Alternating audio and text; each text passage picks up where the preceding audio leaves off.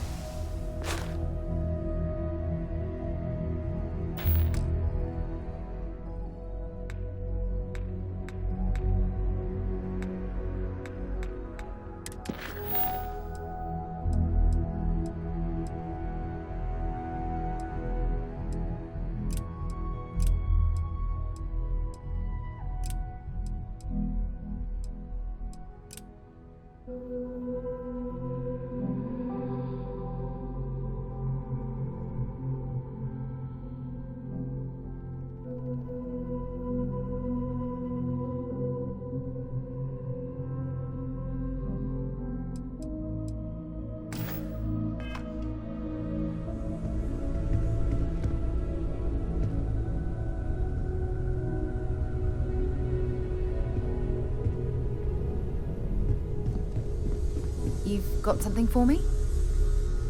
So, are you ready to get to work? Or was there something else?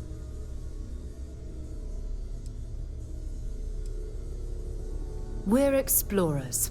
Humanity has always hunted for knowledge in the unknown. We just take that a little more seriously than others. We were founded decades ago by a man named Sebastian Banks. He wanted a small group of people from all corners of the settled systems dedicated to the biggest question of all. What's out there? These artifacts could be everything we've been looking for. Another great secret the universe is asking us to unravel. I don't know what you've heard, but I can imagine. First of all, I think you can dismiss any stories about us no longer existing. I don't believe in smearing our name everywhere we can. Exploring the universe, charting the unknown, that's what counts. Besides, having a little mystery gives us room to maneuver. A fixed reputation could fence us in a lot of ways.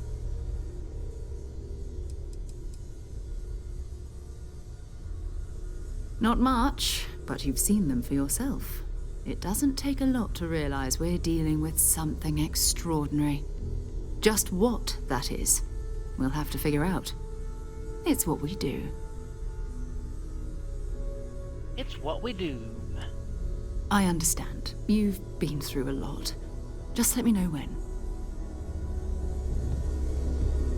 Ever since I got here, this has felt like home. These people are family. I hope it feels that way for you too.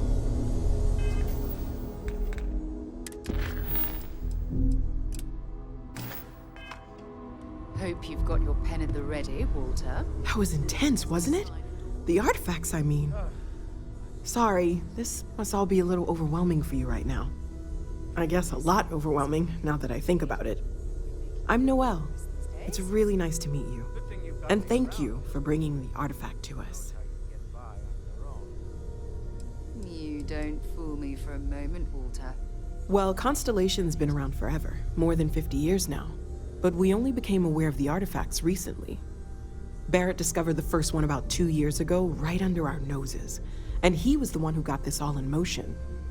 It's a shame he isn't here to see this. Vision I saw. You think that was... Oh, right, that. If we're approaching this rationally, I suppose we'd call them visual and auditory hallucinations. What you perceived as lights and music could be overloaded neural input, your brain's attempt to make sense of something. An energy surge, some other phenomenon.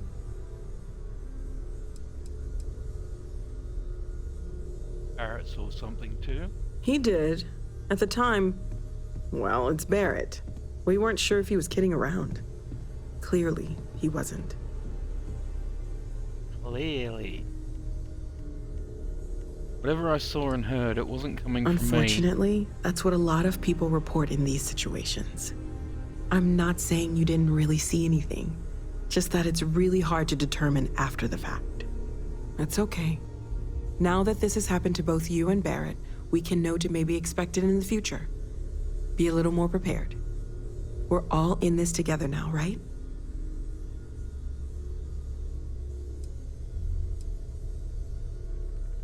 I was wondering about other types of exploration work besides the artifacts. Of course. There's plenty of planets out there that no one has ever set foot on, and everything we learn about them is valuable. We have a board where we post anything specific we're looking for. A type of alien flora or fauna, or a planet with a specific quality, like if it's primed to have life but doesn't yet. Seem to know a lot about these artifacts. Oh gosh, no, I mean that's flattering, but really, we're making this up as we go. Until you arrived, we only had the two, and the vaguest sense that there was something more at work. There's still so much we don't know, and that means a lot of work ahead of us. Let me know how I can help you learn more. Well, right now nothing's off the table. Metallurgical analysis, chemical composition, I'm looking at everything. One thing I'm really trying to improve is my overall database of xenobiology. I don't know if it will help in this case, but the more we know about, well, everything, the better off we are, right? Speaking of, if you're gonna be out there looking for more artifacts, you're bound to come across some interesting specimens.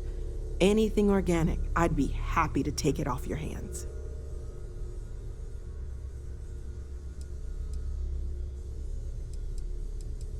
I can't be certain that they will, but more data points are always a good thing. I don't want to rule out anything that could provide a breakthrough. And if it sweetens the deal, I can pay. Pretty well, too. Walter's pockets may not be bottomless, but they are pretty deep. Anything I can learn from is a help. Oh, I don't. Planning on sticking around then? Good. I think we can find a spot for you. And along the way, I can give you the very abbreviated tour. Let's go.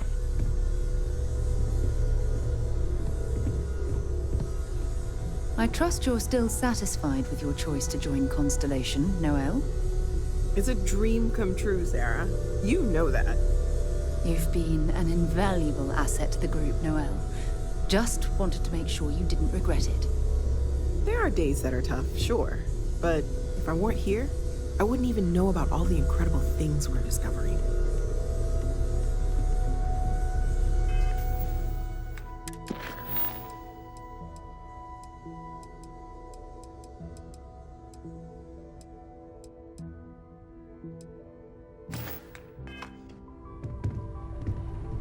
I hope Barrett makes it back to us. I know he gets into trouble all the time, and everyone just sort of accepts he'll be fine, but still. Stay safe, okay? Lately, I find myself spending more and more time here.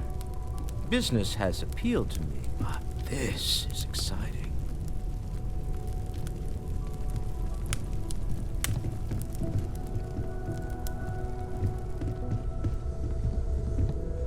When's the last time you went up to see Vladimir? I haven't needed to go up there in a bit. Why? Oh, I just don't know how he Hey, does it. Walter. Up there all alone for so long. Curious feeling, people love knowing that that kind you've of seen space. something that no one Unintended. else has. That you know something no one else does. Well, I suppose calling you a rock breaker may have been a bit out of line.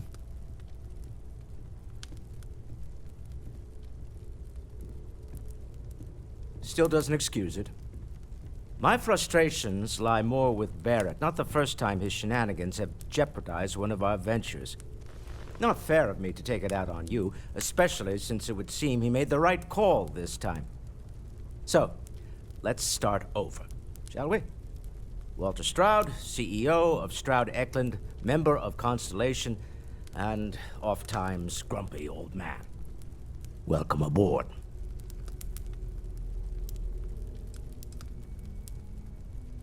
Hope the drinks are at least free. Yes, well, a stocked bar is a treat I think Constellation can afford. For now. But if you clean us out, you're on your own. By the way, in addition to a place to stay, the Lodge has a wealth of modification and research equipment. Spacesuit customization, pharmaceutical manufacturing, testing alien substances, the whole thing. You can even fashion industrial pieces for large-scale projects, if you don't mind extracting a few raw resources from a nearby planet, that is. I'm a fan of self-reliance, so I encourage you to make use of the tools we have to build what you need.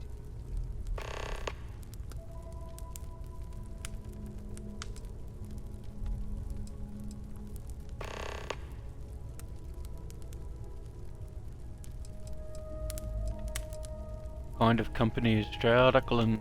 We're most well known for ship manufacturing.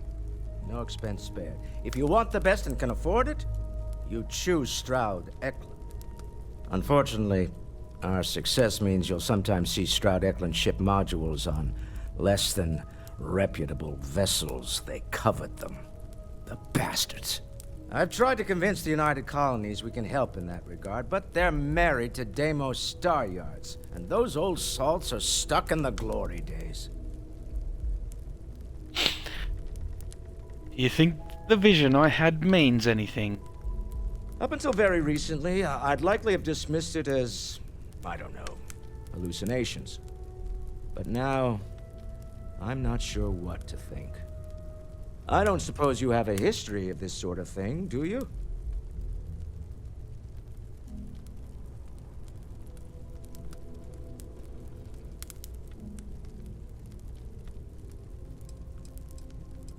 Oh sure, I say lights and hear music all the time. Well, clearly the sarcasm center of your brain is intact. I'm no scientist. I leave that to the likes of Barrett and young Noel there. But I think we can all agree there's something unusual going on here. Frankly, this is the most exciting thing that's happened in years. What's your role in Constellation? Me? Why, I'm the wallet. Someone has to fund all this, and all my success in business doesn't mean much if I can't put it to good use. I don't pretend to have the daring of Ms. Morgan, or the smarts of young Mateo, but I can make sure that they have the resources they need. And, as you've now seen, those resources aren't being wasted. We're onto something big here. This isn't where I'd expect to find a CEO. Funny thing about companies, you build one sturdy enough, it doesn't need you there all the time to prop it up. Stroud Eklund functions quite well on a day-to-day basis, leaving me time to devote to more esoteric pursuits. For years, I was captivated by the writings of Constellation's founder, Sebastian Banks. I finally decided to do something more than admire from a distance, and so now I call the lodge home as much as anywhere else. Very good. Goodbye. Feel free to help yourself at the bar. I don't drink, but I feel like if I did, now would be a good time for one. You mind if I ask you kind of a personal question, Walter? You don't seem to Are you spend much- doing okay? I'm not sure anyone really asked yet. Don't want you to think we're focused on the artifacts and nothing else. You matter too. You look like You've a done Twilight. something really significant bringing that artifact here. I'm Mateo, theological scholar by trade, but now, well, an explorer like you. It's really good to have you with us. For both our sakes. Well, What brought you to If it works for you. Constellation? Well, there was some overlap in interests. I'd spent years searching for religious relics from human history. I had made a really incredible discovery, only to lose it to a greedy corporation. So I tried to steal it back. In the process, I met Walter. Turned out he owned the corporation.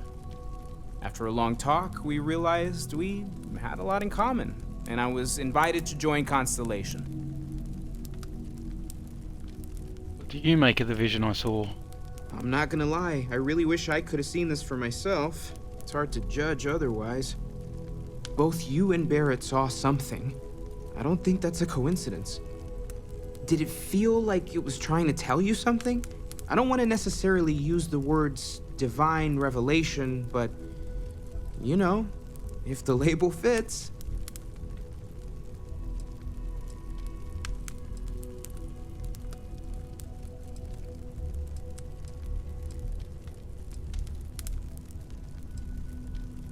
Maybe I'm just going You're crazy. not, okay? Barrett saw something too, and believe me, if he was willing to admit to it, it was a big deal. Just remember that you're not going through this alone. We're right here with you. We're gonna get to the bottom of this. We just need more data, which means more artifacts. These artifacts all came out of caves? Second one was on Kazal, buried, the same as the one you found. But the first one, right under our noses for years, sitting in storage, masquerading as an oversized paperweight. Can you imagine potentially the greatest discovery in human history collecting dust? Take care of yourself. I've occasionally had my doubts about Constellation as an investment. But now, well, it's clearly money well spent.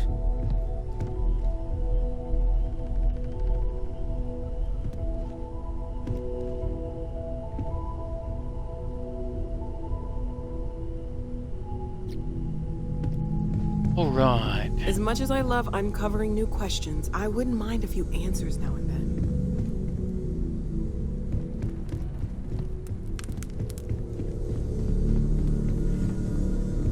I hope you are satisfied with the quarters available to you.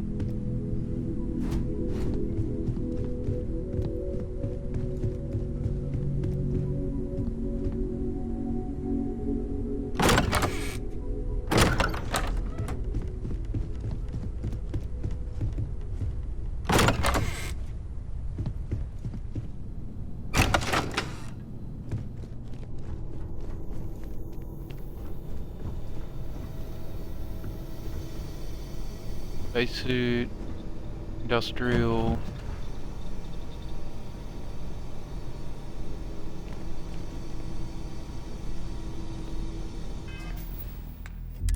Right.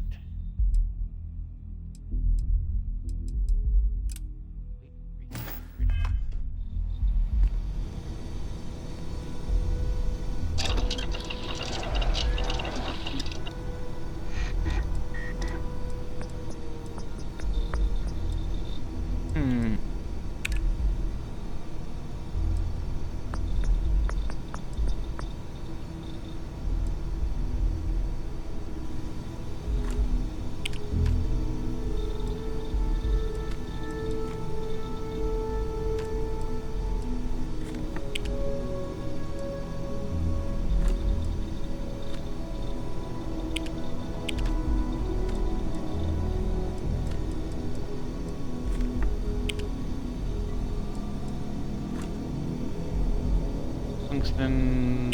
Right, gotta get all this stuff.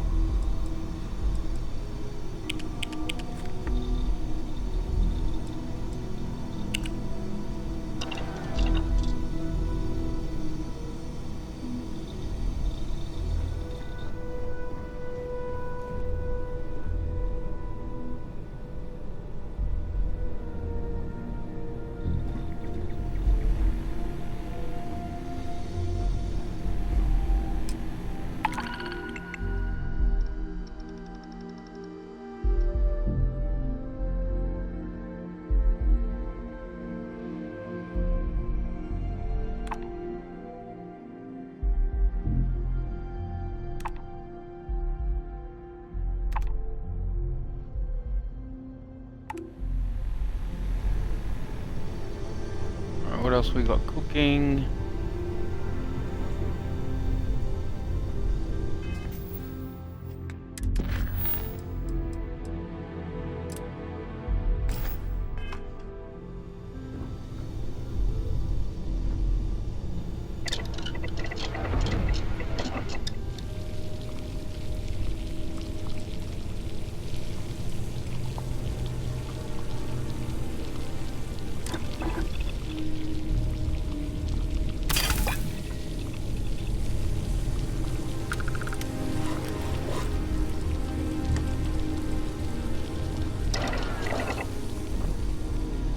What else we got here?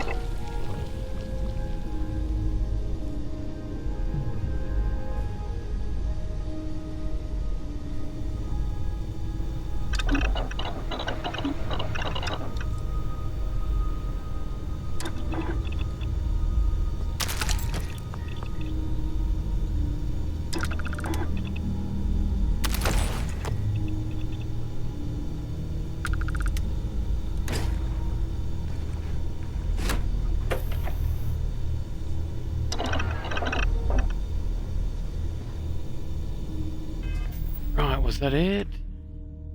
Where's...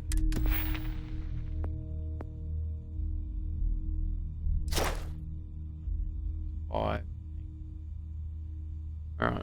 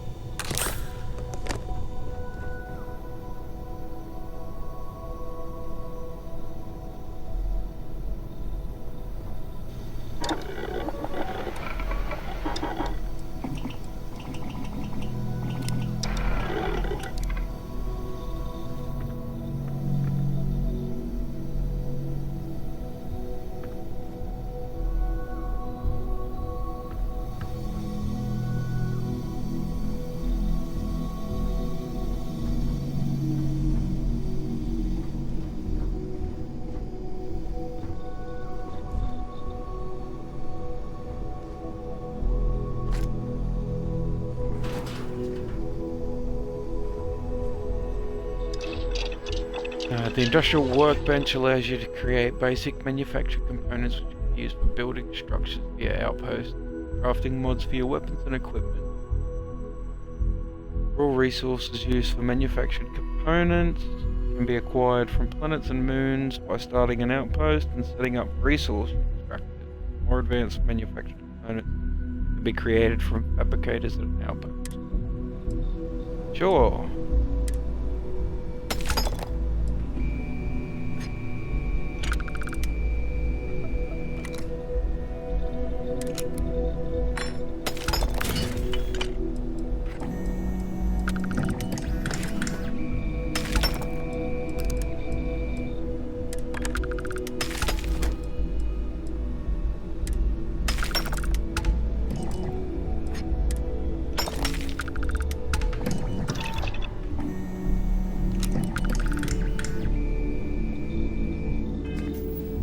not going to count. Nope, wrong thing.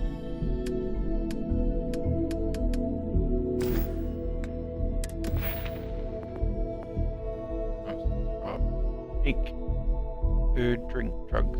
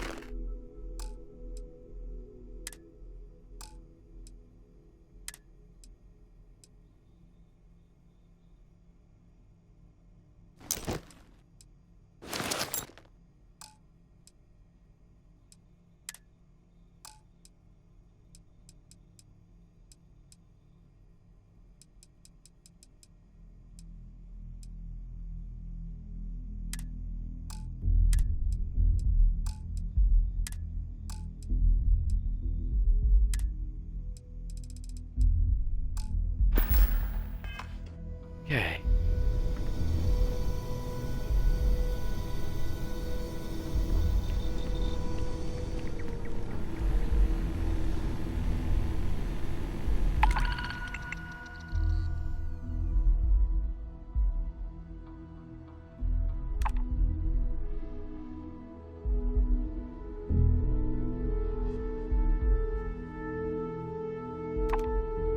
I'll just start with this one.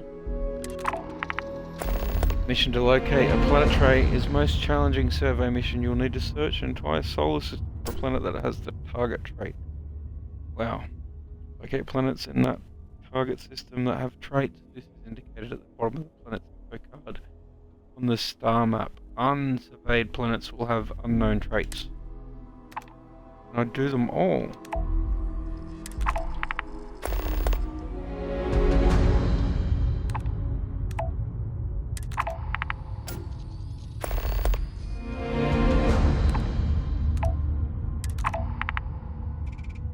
Planet survey progress is shown on the planet's info card, on the star map, and also in the scanner when on the planet's surface.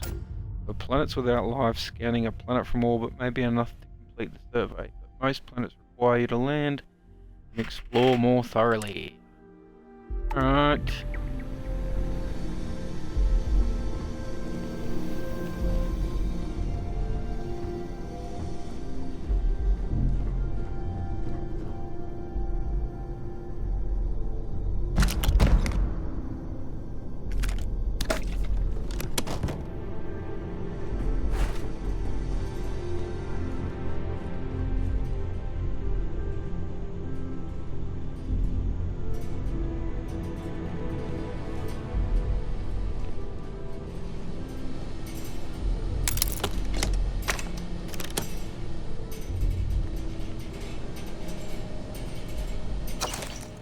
This is an agenda for the very first meeting of the governor of Aquila, Solomon Coe, and his cabinet.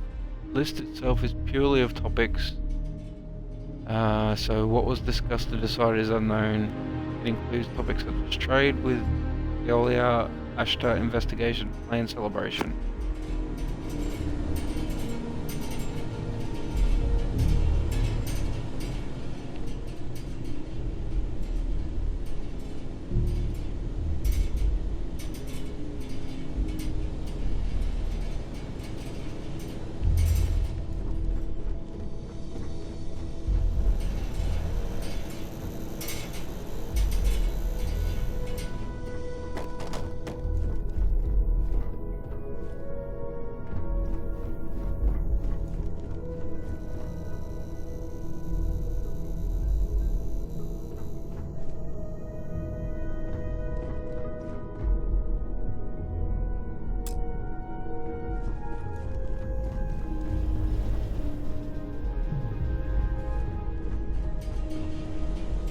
I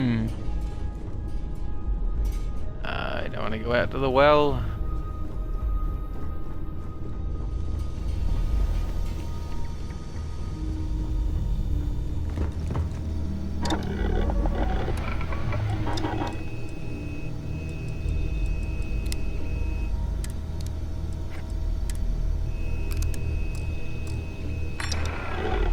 Oh, wrong one.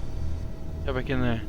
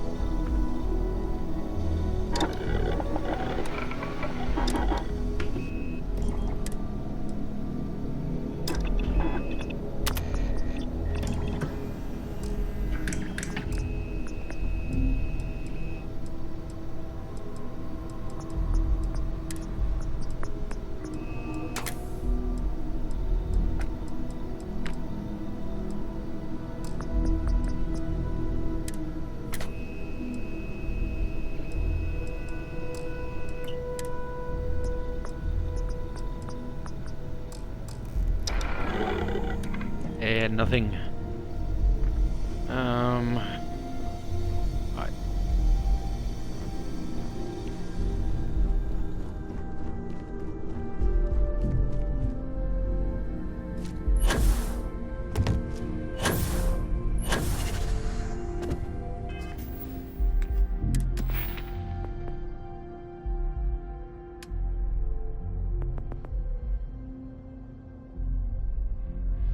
Combat.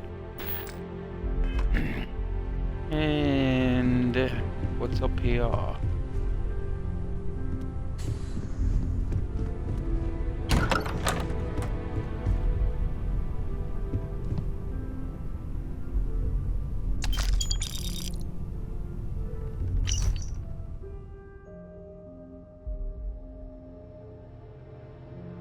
The following is an excerpt from 2283 SSNN news report about constellations near collapse. And although constellations' relevance has been a subject of much debate amongst the New Atlantis intelligentsia, the disappearance of founder Sebastian Banks was a blow most felt the organisation couldn't survive.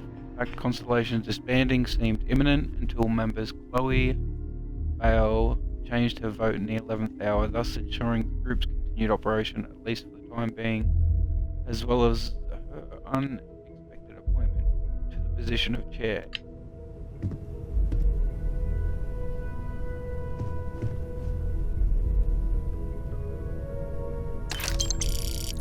My cred sticks. Which room is this?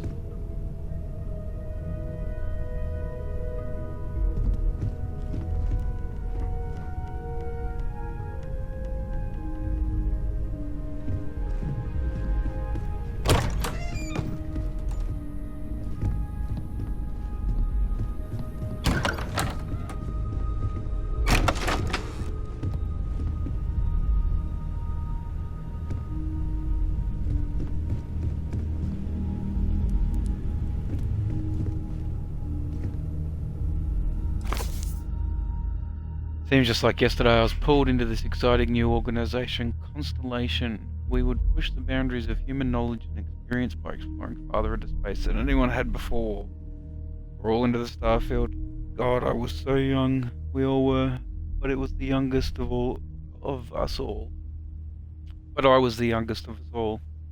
Now here we are on the brink of disaster. The colony war may be over, but the settled systems seems to just be waiting for the next one. Exploration is now at best quaint, at worst irrelevant. Fortunately,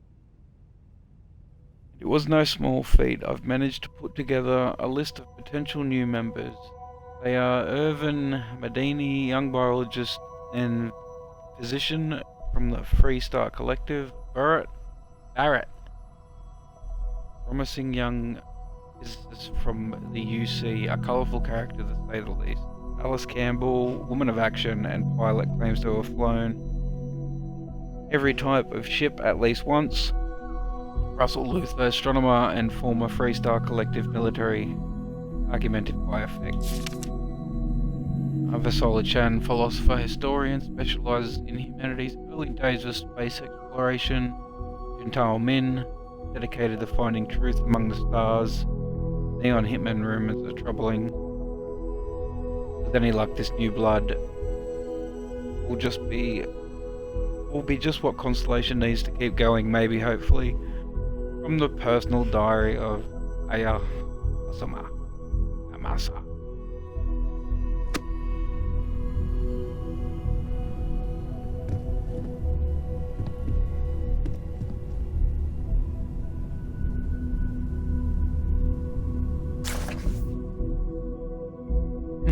I breached the hull at approximately 1:45. 13:48 Sol time as expected. All interval systems were offline. Emergency power had ceased to function years earlier, so I was navigating the ship in zero-G again. I expected that. Almost immediately I started seeing the bodies. They were everywhere. The crew, the settlers, all of them, drifting throughout the ship. What surprised me were the obvious variations in the causes of death. Those not in suits were frozen and fairly well preserved, and I imagine some of them actually asphyxiated. Others were emaciated as if they had starved prior to death and freezing. Others had substantial wounding, gunshots, stab wounds. I even found an arm floating amongst the debris, but not the owner of said arm. It was when I got to the engine room that things finally started to make sense. Due to my approach, I hadn't noticed it from the outside, but half the compartment was actually gone, completely destroyed. Helium-3 tanks had ruptured, somehow sabotage, faulty equipment, wasn't clear. But the reactor was gone, blown into space. No helium-3 meant no jumping, no reactor meant no engines, no thrusters. That meant the Clark Lewis was dead in space forever. Few personal logs I discovered only confirmed what I then assumed. Life on the Clark Lewis evolved over the course of the next few years. Some people starved to death, others resorted to violence and even murder. There was even some compelling, though unsubstantiated, evidence indicating cannibalism. For the settled systems at large, the disappearance of the Clark Lewis is a topic of urban legend, like Bigfoot or the Roanoke colony. Part of the myth held by the ship had made it to some Eden-like planet, where the settlers had established a kind of utopia. It's a hell of a thing knowing something an entire galaxy does not, holding on to a truth so terrible, and not even sure it should see the light of day. Lee Bauer's extensive 2282 report on the destruction of the Clark Lewis colony ship, which was reported lost in the year 2257, was the subject of much tension within Constellation. At a time when space exploration was already on the decline, Sebastian Banks feared the horrifying story of the Clark Lewis and its crew would prevent people from venturing out into the dangerous unknowns of space. Fancy compass. Got enough of them.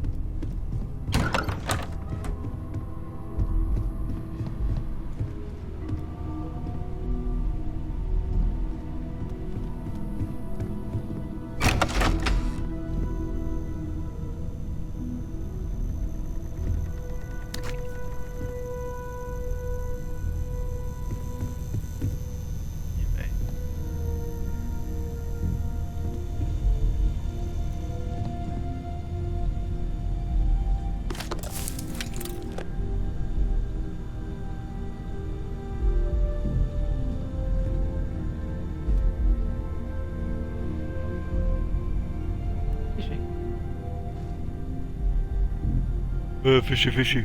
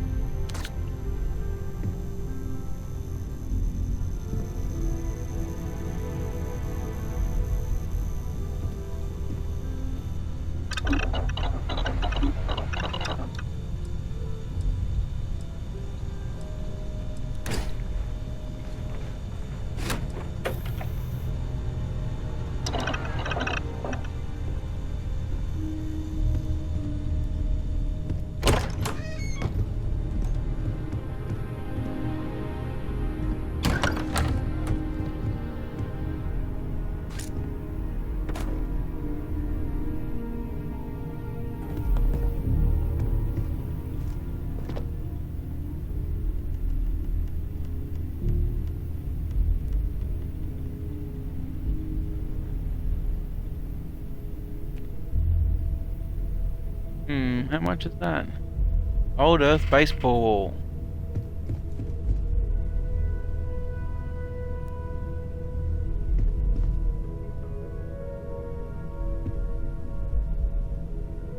Oak clusters.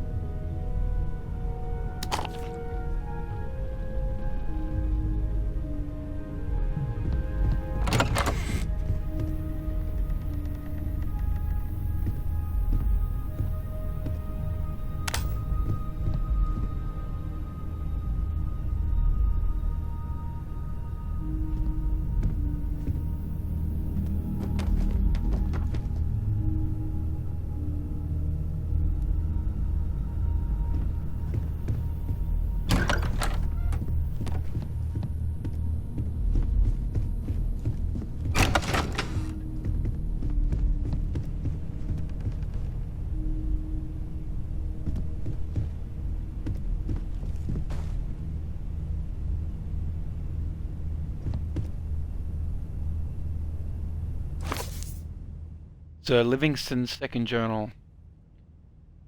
I heard tell from some of the old-timers that although the Earth suffered a sad fate, that her faithful companion Luna fared much better. Apparently you can still find the remnants of one of the old Apollo missions, something of a secret rite of passage for chairs of constellation, banks to be believed. During one of those rare interludes of calm, while doing other research on Earth, I figured I could spare the time. I was, as they say, in the neighborhood. Took some serious scanning and a couple of false leads. But I found it. To walk in the same place as those earliest of interstellar explorers. Unbelievable what they achieved with such primitive technology. I found the whole experience moving, inspiring. I will advise my successor to do the same. We'll make a proper tradition of it yet.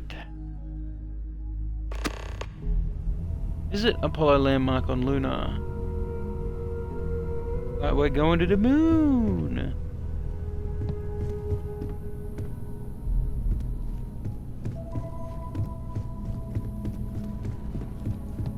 Far out. How many rooms has this place got?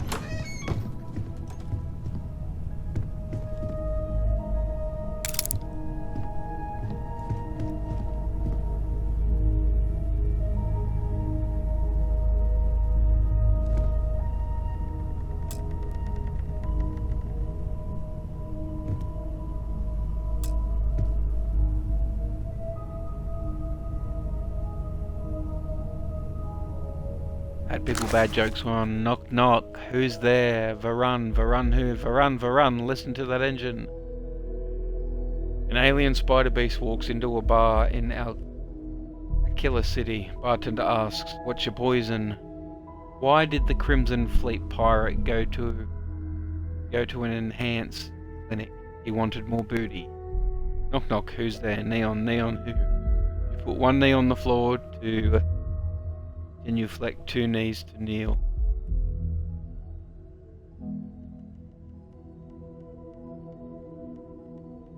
You hear the one about the Freestar Ranger who couldn't get into the conference. He forgot his badge. Louis Lupper's bad people, bad jokes has garnered something of a cult following in the settled systems and is particularly popular among the criminal element in the major cities. Christmas Carol. Dave won Marley's ghost. Marley was dead to begin with, there is no doubt whatever about that. The registry's burial was signed by the clergyman, the clerk, the undertaker, and the chief mourner. Scrooge signed it, and Scrooge's name was good upon.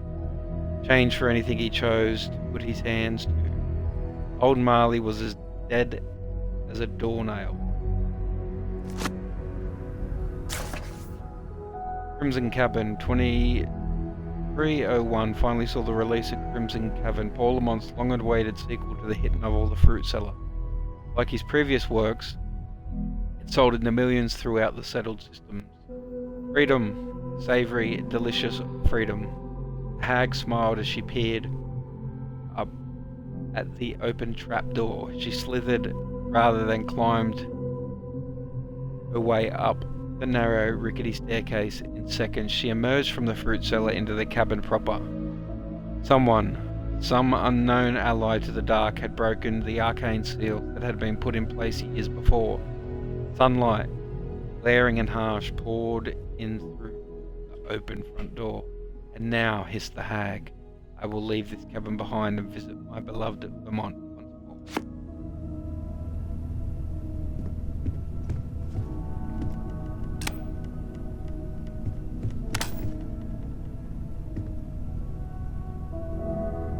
Alright. Surely we've got to run out of rooms.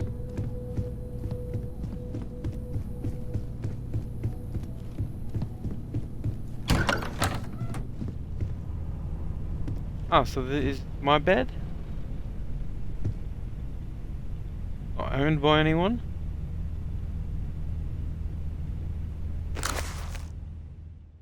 Chapter 1. Nicholas Nickleby introduces all the rest. There once lived in a sequestered part of the country of Devonshire one Mr. Godfrey Nickleby, a worthy gentleman who, taking it into his head rather late in life that he must get married, and not being young enough or rich enough to aspire to the hand of a lady of fortune, had wedded out an old flame out of mere attachment, who in her turn had taken him for the same reason. Thus two people who cannot afford to play cards for money sometimes sit down to a quiet game for love. Charles Dickens' third novel in a tale of a young man who struggles to support his family after his father inadvertently plunges them all into poverty, then dies. Moby Dick.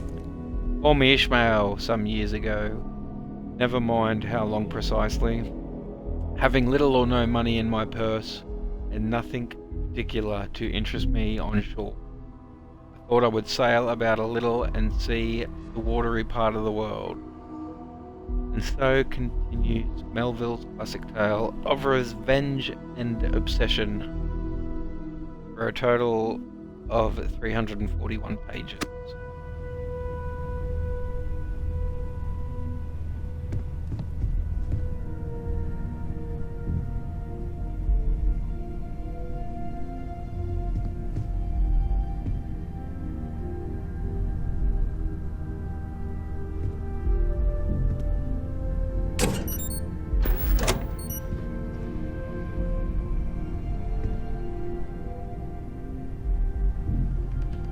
Pretty cool case. So what's in there?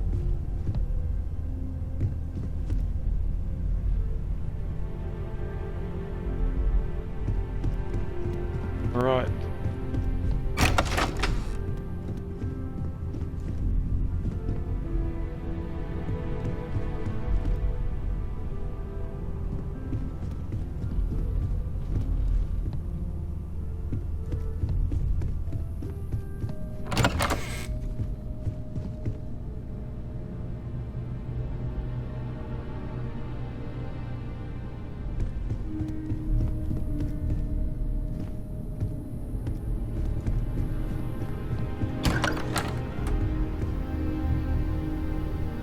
Right, down the bar, and a cooking station. More food.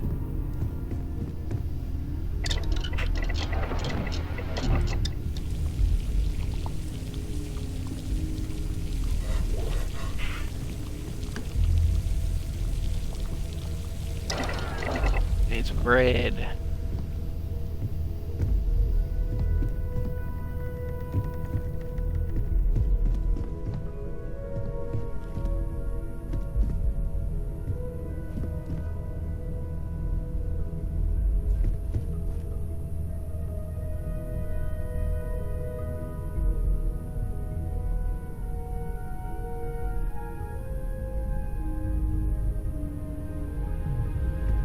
Exotic wood.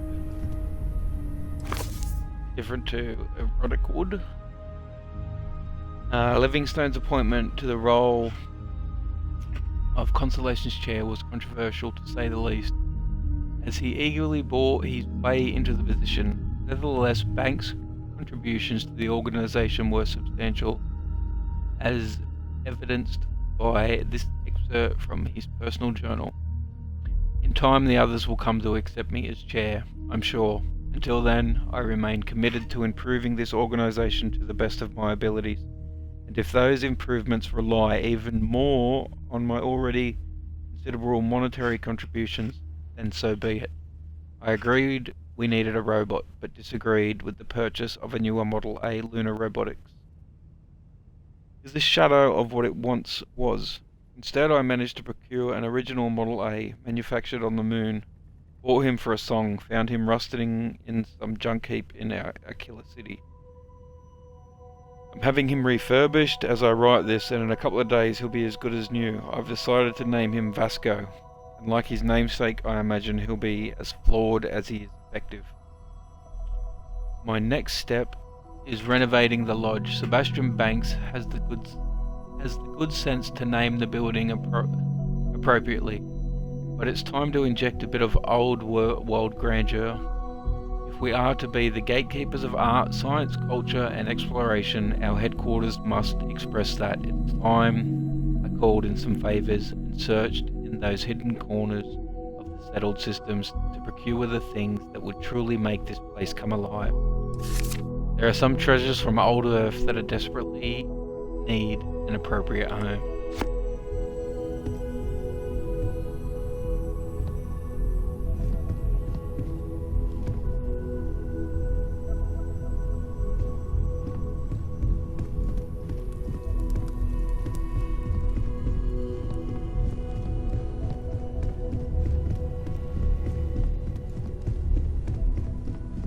Right, what am I doing?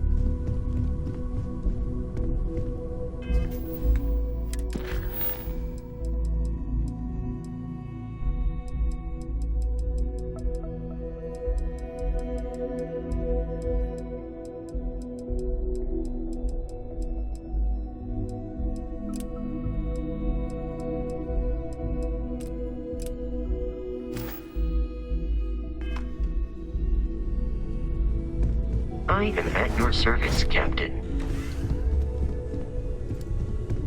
Captain, now that you are a member of Constellation, I am at your service. No additional protocols necessary. Also, given the likelihood that you will be out in unsettled space, it might be beneficial to go over exploration outpost development, in case you ever need to build a base for field research.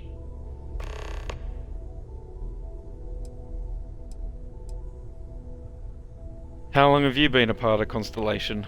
I arrived along with many material goods purchased by the group's previous chair, Malcolm Livingstone. Despite several significant system replacements and upgrades, I have been online for 43 years. Do you miss Barrett? My primary function has been to support and protect Barrett during his travels. I am currently unable to do so. That is as capable as I can be of missing anyone. I believe Barrett would find your question amusing.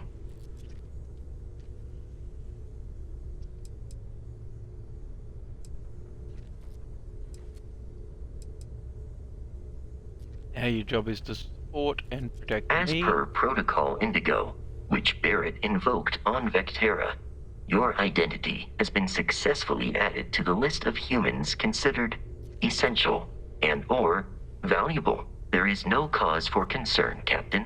I am and will remain at your service.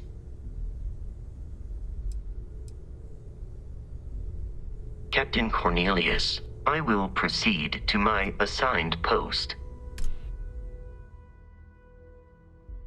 Manage your crew, review and change their assignments between your ships and outposts. Different crew have different skills, which enhance your ship or outpost. Okay.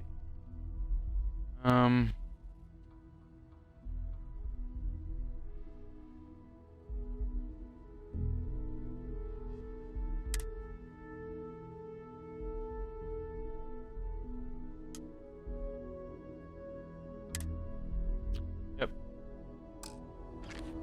Cool. Captain Cornelius, greetings. You may. I have no concept of privacy.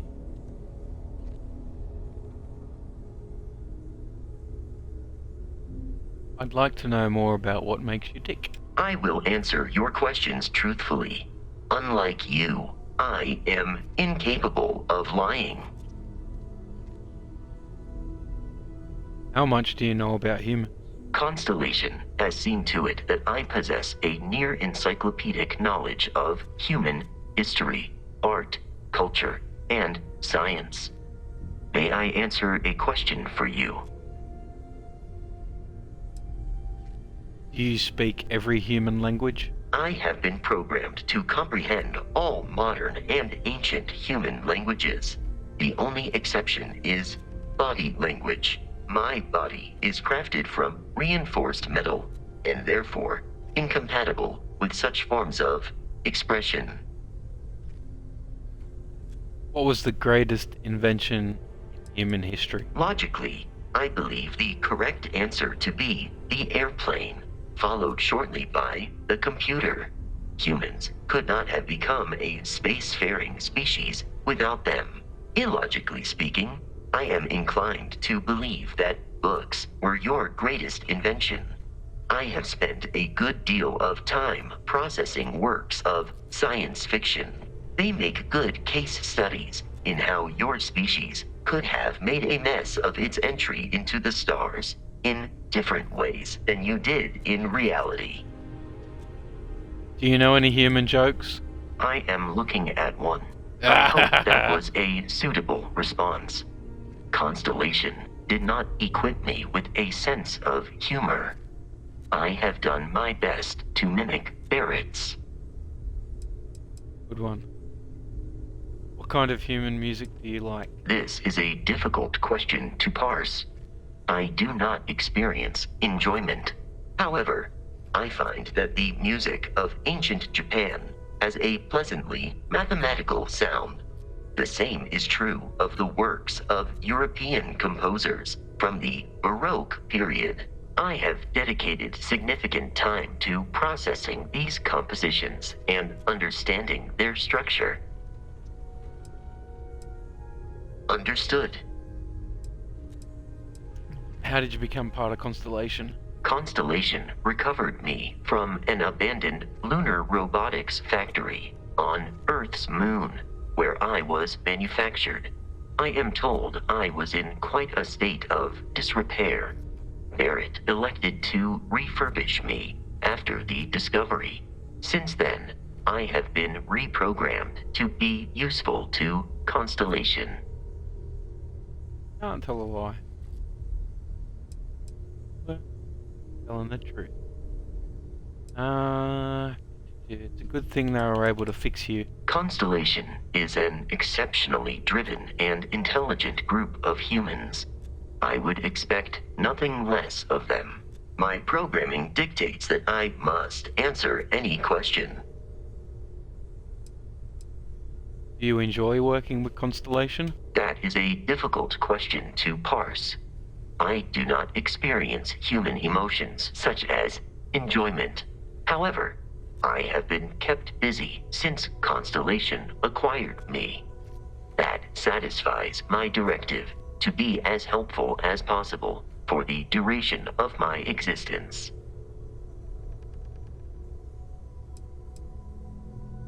Do you miss the lodge while we're traveling? In a geographical sense, the lodge cannot be missed.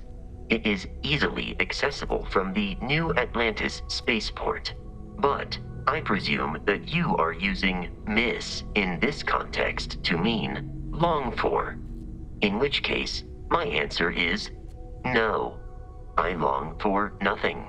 Barrett, however, regularly complains about missing the lodge's amenities during our travels. This has led me to the conclusion that it is a place worth missing.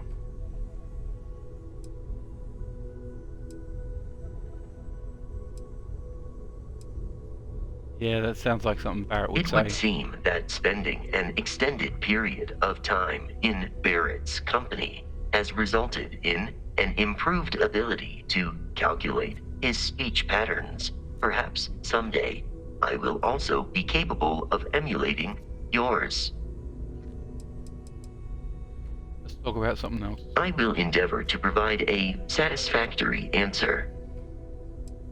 Can you tell me more about Lunar Robotics? Lunar Robotics is a manufacturing company. They are most notable for creating Model A robots. Their headquarters was once located on Earth's moon. It was evacuated during the cataclysm that rendered Earth uninhabitable. Today, Lunar Robotics products are still found throughout the settled systems, myself included. What's your read on Barrett? It is impossible to read Barrett. He is neither a book nor a block of code. If you are asking for a summary of my observations on his behavior, I will provide one.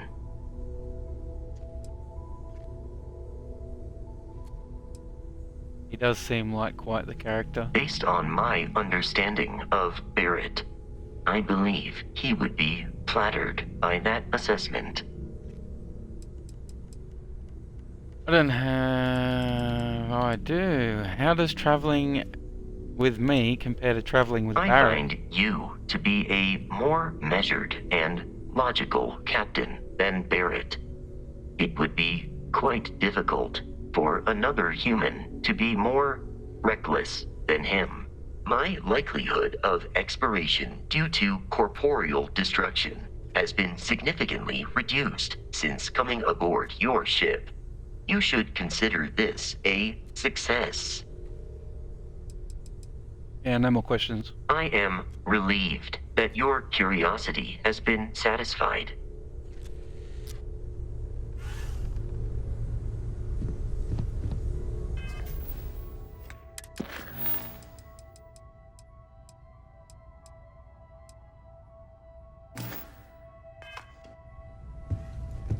What can I help you with? Whenever you're up for it, we have work to do. Yeah, I'm ready. Let's go. We're going to be doing some old-fashioned detective work. The artifacts are relatively inert once they're out of bedrock. That means people can pass them around, not even knowing what they are. I've been letting my contacts know to be on the lookout for strange metal objects. Get back a lot of noise, usually. But a tip from the UC Vanguard sounds promising.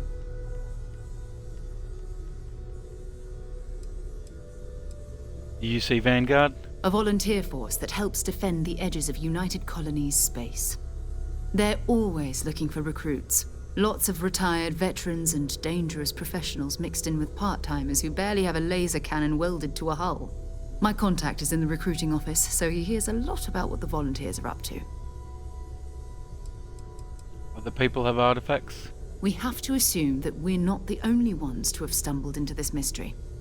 But most people aren't going into space looking for the unknown. They're looking for places to settle, resources to extract, territory to defend.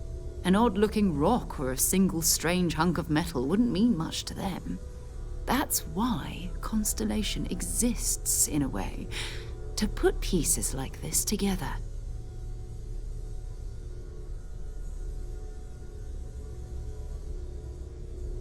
Good, a chance to learn more about the United Colony. Jumping to anthropology on me already? Oh, well, good. We all need our own reasons to be out there. But it's not just that. I want to take this opportunity to see how you handle yourself, and for you to learn more about us. I'm going to be sticking with you for this. We'll be traveling together until we either find an artifact or this lead runs dry.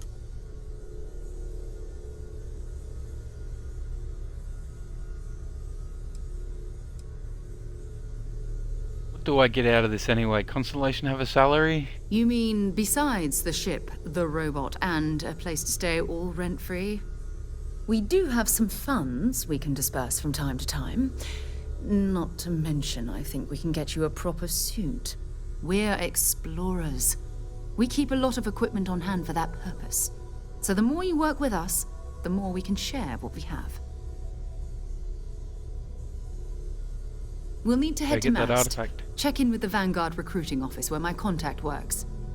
And listen, whatever you were before or whatever you do once you're out there, I don't care. So long as you don't bring UC security to our doorstep. Every member of Constellation is their own conscience. Understood?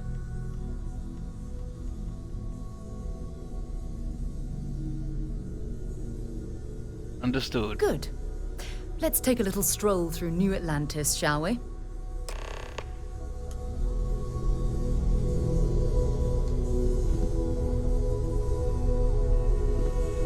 We need to talk to John Tuala in Mast. Mind if I ask you some personal questions? Sure, go ahead. Do you have any religious beliefs? My parents considered themselves to be enlightened, but their lives were so busy they rarely pursued their beliefs. By the time I was old enough to start questioning these things, the idea of following any organized religion was almost an afterthought. It's not that I don't want to believe in anything, it's that My scientific mind is often at odds with my spiritual center. Having been out there, in the Starfield, seeing all those magnificent wonders with my own eyes, I need answers, not religious theory. I'm sorry if that disappoints you, but don't worry. While we're on this journey together, I fully intend to respect your religious beliefs. What do you consider your areas of expertise? You mean, apart from being the chair of Constellation for the past 5 years? Well, let's see. I pride myself with my aptitude for astrodynamics, calculating optimal trajectories for grav jumping. That's been quite useful in the past. And as far as planetary exploration, my area of expertise is botany. So, don't worry. I won't let you eat anything that might put you in the hospital. Is there anything you'd like to do for fun besides exploring? Exploration is my entire life. I consider it both a career and recreation. That being said, I will make a confession, but you have to promise to keep it between us. Before I graduated from school, I was in a band. And no, I don't mean the school band. I mean a rock band. We called ourselves Ironic Comet. A ridiculous name, I know. But we were just a bunch of teenagers getting together and having fun. And before you ask, no, I wasn't the lead singer. I actually played the drums. The band never really went anywhere, of course, but those were good times, and I remember them fondly. Oh, Very well. Next time, then.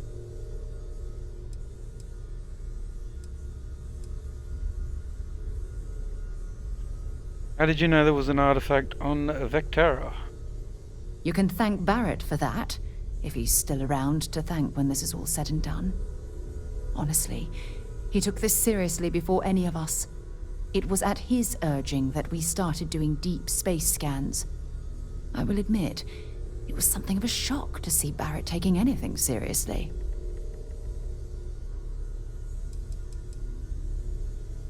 Time to go? Well, let's go. How can I be of service, Captain? It's you and me from here out. Bye.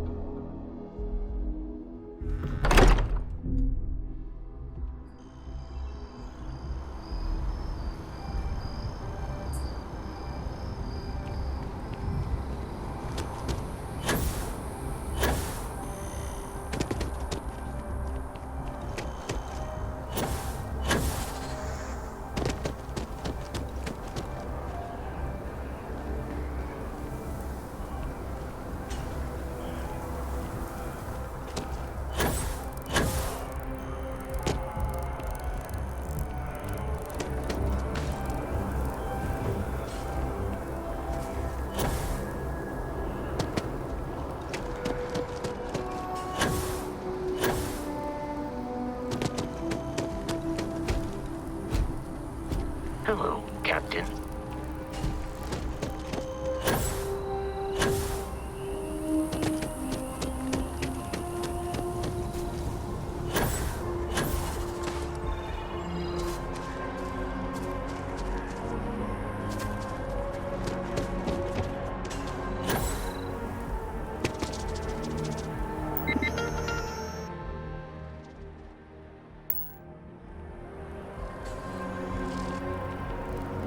Come on.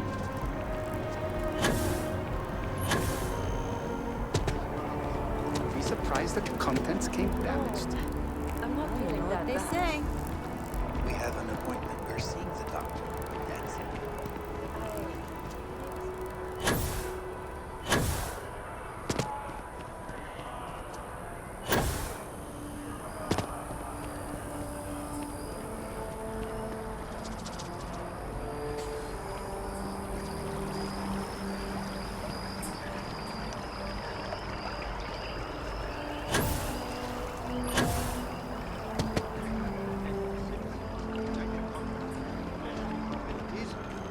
and to uphold the values of the Vanguard, honor, loyalty, self-reliance in all your actions as members of the United Colonies Navy?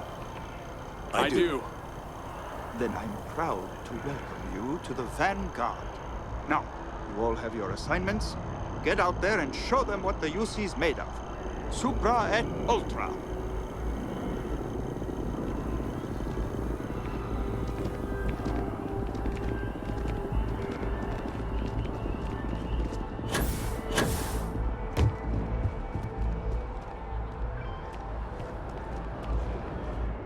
Welcome to Mast. If you have an appointment, you may proceed inside. If you don't have official business, we ask you remain in the lobby. Most of Mast's employees have extensive training in their specific areas of expertise. But if you're interested in joining the UC, Commander Tuala of the Vanguard is just on the far side of the room. The Vanguard's open to anyone who can fly. I can fly? This is Mast, the beating heart of the United Colonies. Every decision made in the civilized galaxy takes place inside these walls. I'm one of Mast's resource officers. It's my job to ensure those here on official business get where they're going promptly, and that any rule breaking is dealt with swiftly. Stay safe.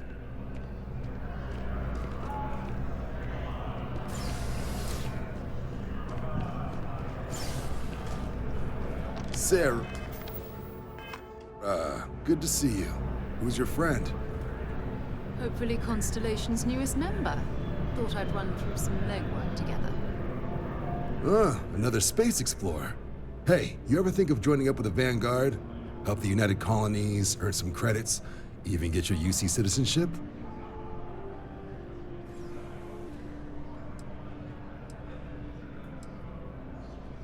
United Colonies volunteer fleet. Independent captains enlist, get to use their own ships, and the UC provides them with sustained work and credits. And put in your time, and you're guaranteed UC citizenship and everything that comes with it. Discounts on UC goods and medical services, chance to own a place in New Atlantis. Only way a foreign captain could even dream of seeing those sorts of benefits. So, you want in? Yeah, sure. Sign me up. Excellent. Just need to do a little paperwork. An orientation on the UC, and knock out an exam, and a probationary mission. We need to know you'll be able to hack it out there after all. Do well. You'll be out there keeping the peace in no time. Don't forget, John. I need him back after you wrap him in that fancy get-up of yours. No worries, Sarah. I'm not forgetting about you or our little business afterwards. Promise. First things first, head down to the orientation hall and get signed up at the registration terminal. System will walk you through the rest.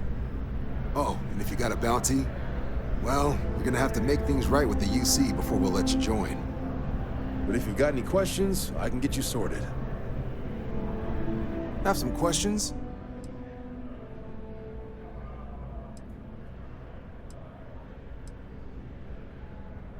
Why does the UC need foreign pilots to fly for them? Military used to have a pretty narrow view of where the best pilots came from. In their eyes, it was UC or bust. The creation of the Vanguard was an acknowledgement by the brass that maybe not all the galaxy's greatest pilots went through a UC flight school. So it's the Vanguard's job to find them and get them to fly for us.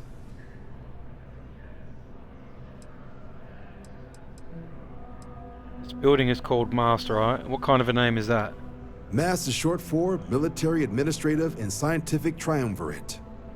From here, the three co-equal divisions of the UC government work together to advance the cause of the colonies. Be that through mutual defense, political and diplomatic strength, or scientific discovery. Now, serving any of the UC's divisions grants citizenship, but scientific and admin positions in the UC tend to be real competitive. Understandable, most people would prefer to earn their citizenship behind a desk rather than in combat. Not something I'd ever choose for myself, but understandable. How long have you been with the Vanguard, Commander? Me? 6, 7 years now? Was a recon squad commander in a former life, so it wasn't too big a jump bossing around foreign pilots instead. but Vanguard's been a quality assignment. Meet new people, judge them on a series of diverse criteria, get them out there helping people who need it. I wanted to know something specific about the process for joining the Vanguard. Sure thing. What do you want to know?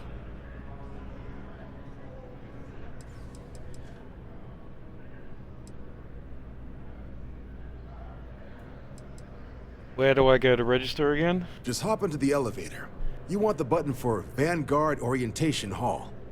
Register yourself at the terminals in the lobby, and the exam system will get you to where you need to go. What kind of work would I be doing for you guys? Vanguard work is as needed. When we've got jobs, we'll make them available to you. But the work itself, well, it runs the gamut.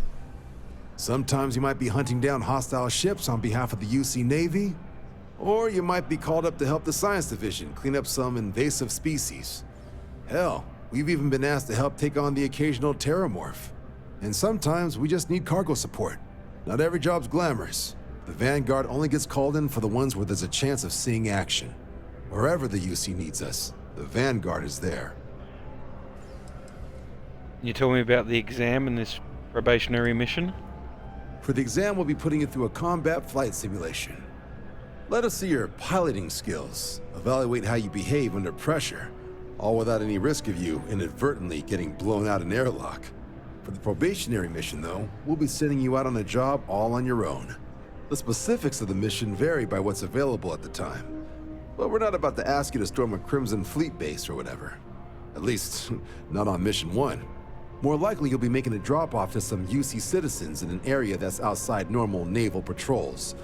There'll be a risk of hostile contacts, but that's far from guaranteed.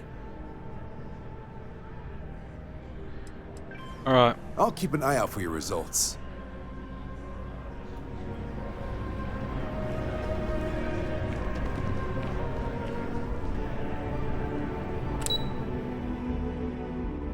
I am going to the Vanguard Orientation Hall.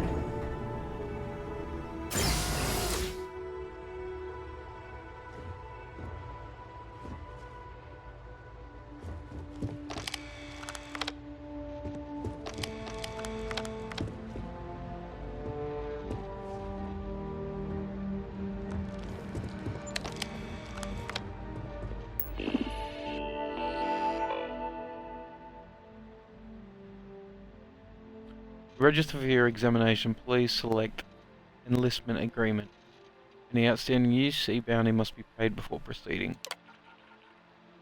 By joining the United Colonies Vanguard, you will agree to perform the necessary service for the United Colonies.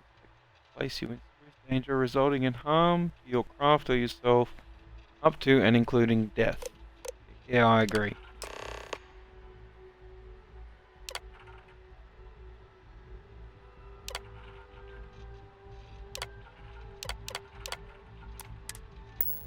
Registration accepted.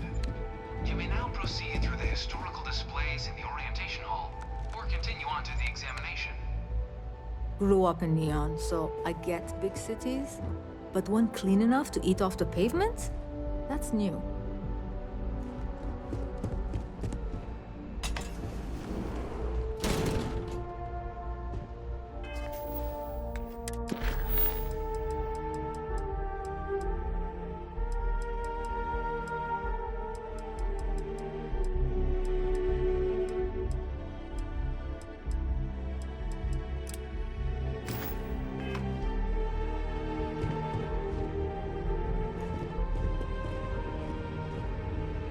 In 2150, humanity learned the Earth's magnetosphere would collapse sometime in the next half-century, eliminating all life on the planet. Decisive action was required, but the secure transport of an entire civilization would demand a new kind of cooperation, a new kind of courage, and a new kind of union. Thus, in 2159, the United Colonies were formed to make that journey possible. Just 1 year later, the Galileo, the first of many colony ships, touched down here on Jemison, beginning a new era of human history, the age of the United Colonies. effort and planning it must have taken to evacuate literally the entire planet. Can you imagine? The logistics alone must have been mind-boggling.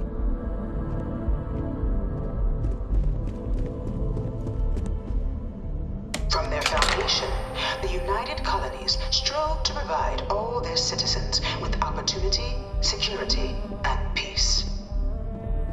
But there were those among the UC that still wanted something more. Independence. So in 2161, the UC issued the Centaurus Proclamation, granting UC citizens the right to settle distant worlds and form their own sovereign powers. It wasn't long before the first new faction, the Free Star Collective, was formally organized in 2188, later followed by House Maroon, revealing themselves to the universe in 2230. The result of the Centaurus Proclamation has always left me torn. So much conflict arose as a result. Was it worth it?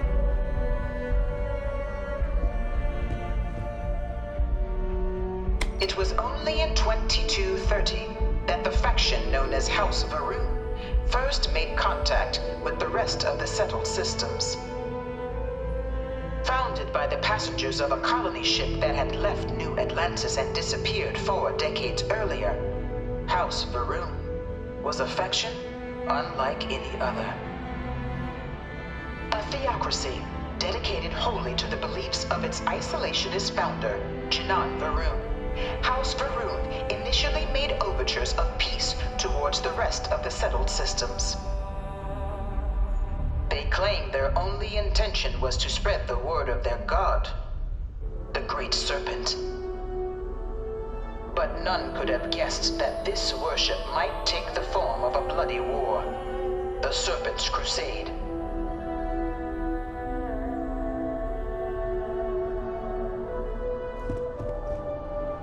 The Freestar Collective was initially founded in 2188, when the citizens of Aquila banded together with the pleasure city of Neon in mutual defense.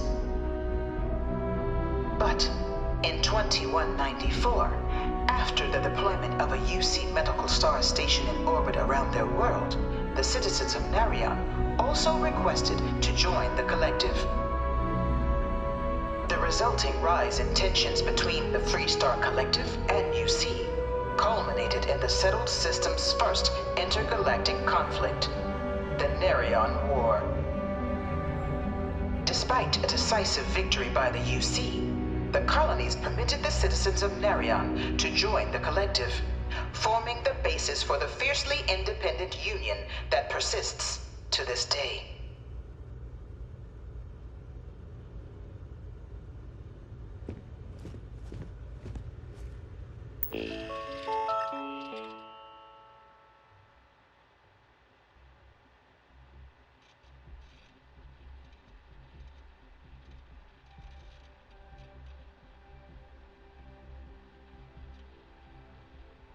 History of the Narian War. Beginning in 2196, the Narian War, humanity's first large-scale conflict among the stars, is remembered as a defining moment for the settled systems.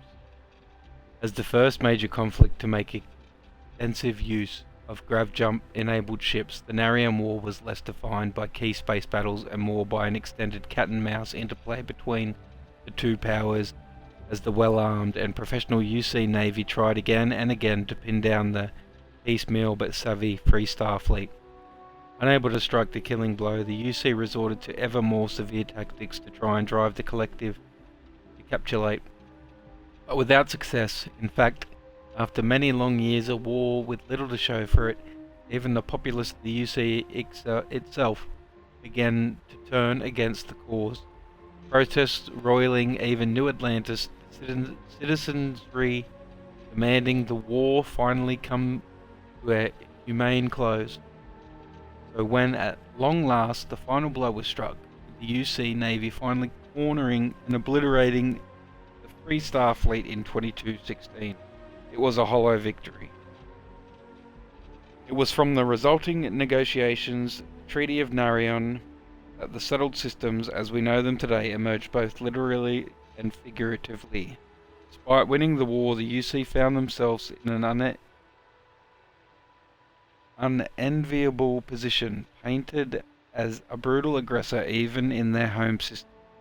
So in the spirit of unity and lasting peace, the UC agreed to the demands of the Freestar Collective and the Narian settlers, whose collusion triggered the conflict in the first place, and handed over Narian to the Collective as they requested at the start of the hostilities, including the Clinic Medical Star Station, creating the Freestar Collective as we know it to this day.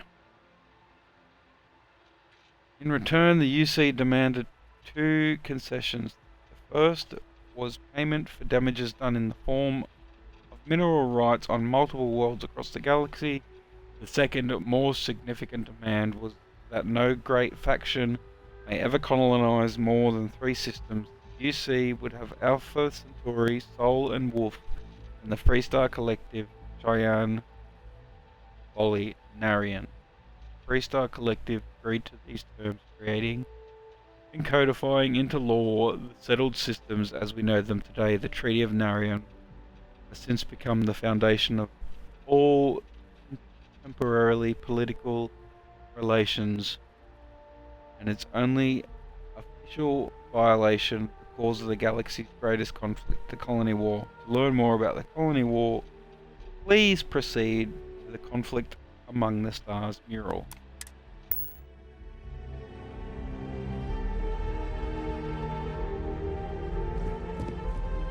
Beginning in 2240, House Varun forces declared all-out war on the rest of human civilization, initiating the Serpent's Crusade. Over the next 23 years, thousands of Freestar, UC, and independent souls were killed by agents of House Varun in the name of their Serpent God. It was only with the death of their founder in 2263 and the succession of his heir, Jarek, that House Varun finally sued for peace.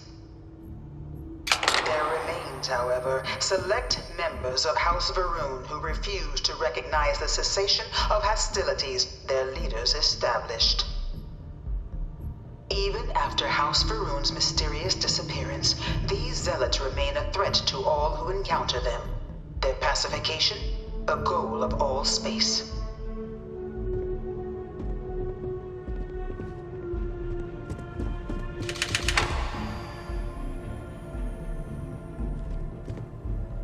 Of the many conflicts between the galaxy's factions, none was more brutal than the recent colony war between the UC and the Freestar Collective.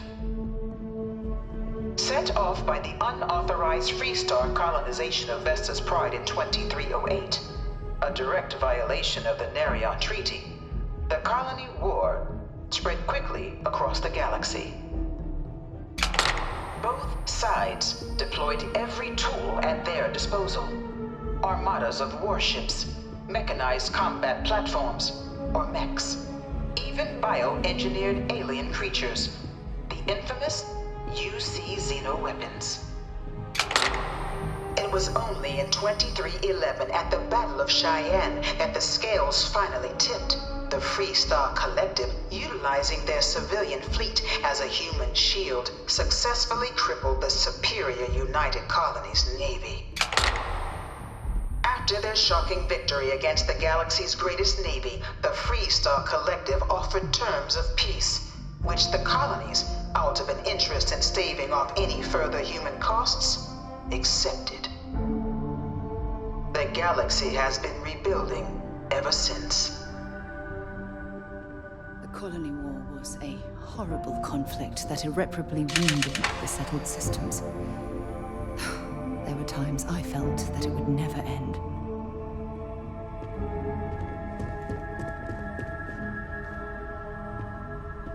Few settled worlds were left untouched by the Colony War. But nowhere could the viciousness of modern warfare be seen more clearly than on the Freestar planet of Nira. Initially occupied by invading United Colonies forces as a forward operating position, repeated attempts to take and retake the planet by collective forces led only to devastation. Swaths of the world were transformed into scorched husks, a nightmarish testament to the depths of human ingenuity and human cruelty. And today, Nira remains a continuing reminder to the horrors of unfettered war.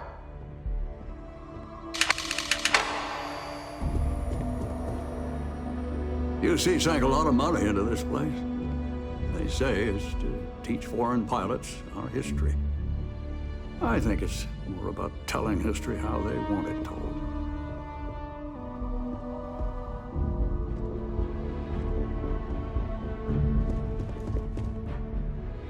In the midst of the colony war, a different kind of tragedy struck the UC city of Londinian. A newly constructed but critical supply center for the United Colonies' war effort, Londinian found itself overrun by one of the galaxy's most mysterious predators, the Terramorph.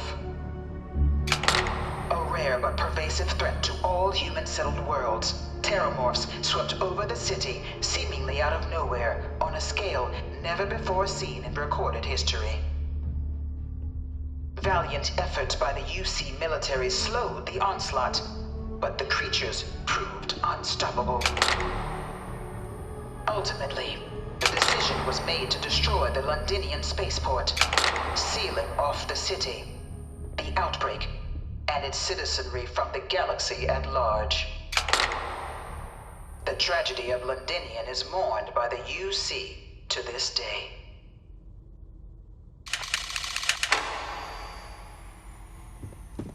All 4 of my last science papers have been on Terramorphs.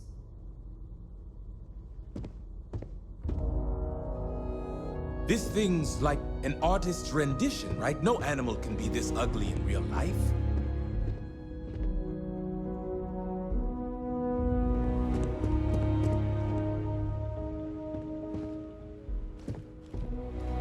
After the devastation wrought by the Colony War, the UC and the Freestock Collective came together to ratify a treaty that became known as the Armistice. Both sides agreed to a vast reduction in standing forces, and that xeno-weapons and mech warfare would be outlawed. All related research was sealed away, accessible only in cases of dire emergency. But the Collective had another demand, that the active commanders of the UC military stand trial for their actions. The United Colonies, in the interest of peace and galactic security, agreed. In 2311, 3 United Colonies senior officers were found guilty. Commander Henry Durant, General Indira Rastogi, and Fleet Admiral Francois Sanon, known better as Ve Victus. All were sentenced to death for their actions, bringing the colony war to a close and returning peace to the galaxy at long last. I was a strong supporter of the Armistice. All of the terrible weapons that both sides used against one another. It had to end. Hey, Victor's woe to the conquered ones.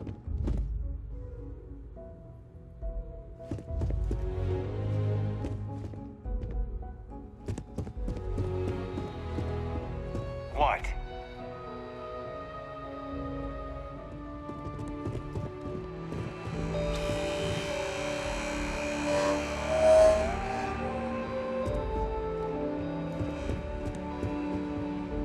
It was into this new world that the Vanguard was born.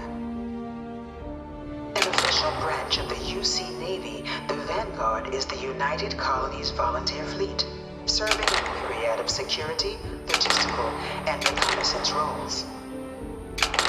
And after a sufficient length of service, UC citizenship is guaranteed to every Vanguard member. Open to all captains, regardless of origin, the Vanguard is leading the charge to protect and support the citizens of the United Colonies, wherever in the galaxy they may be.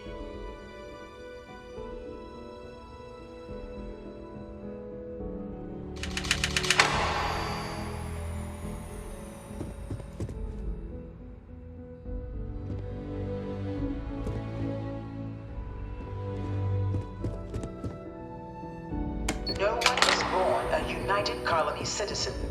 Only through service to the UC can one hope to earn one citizenship. But the UC prides itself on taking care of its people. Cost of living controls means citizens pay less than their foreign counterparts for needs big and small. All citizens are issued a grant upon joining to get themselves on their feet. And only UC citizens have the opportunity to purchase property, getting the chance to live in one of the most beautiful cities in the settled systems. By joining the Vanguard today, you too can begin earning your place here, in the heart of galactic civilization, as a citizen of the United Colonies.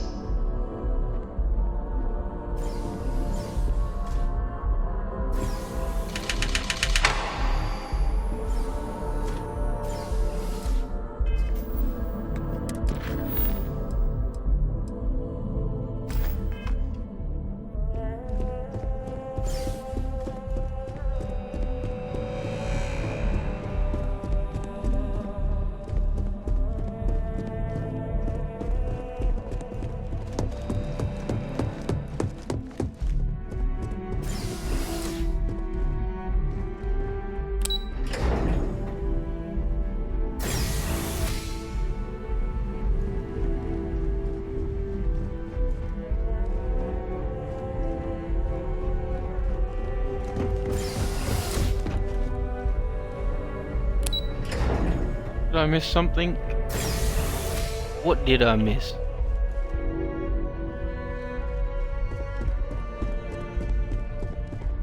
Please don't touch the displays. I didn't. You know, you're out there a lot, right? In space? Just do us all a favor and never turn into one of those spacers. Ah, scum of the galaxy. Robbing, stealing, killing. Even the Crimson Fleet don't trust them. The UC and the Freestar Collective still don't like each other. But I'll take mutual dislike over mutual destruction any day of the week. One of my slates said terramorphs can control people's minds. I can't really be hope true. this is just a phase.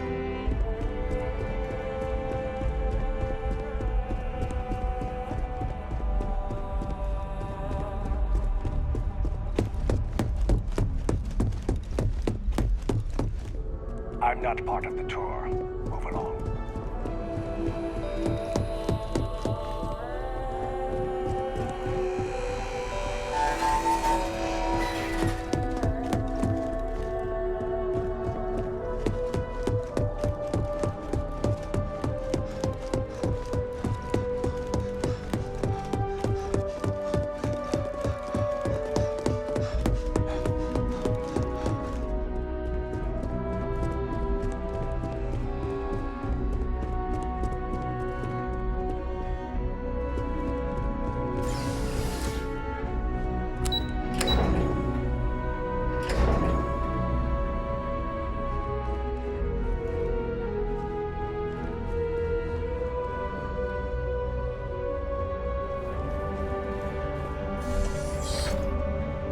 Welcome, applicant, to the piloting simulation chamber. Please enter the designated simulation pod to initiate your exam.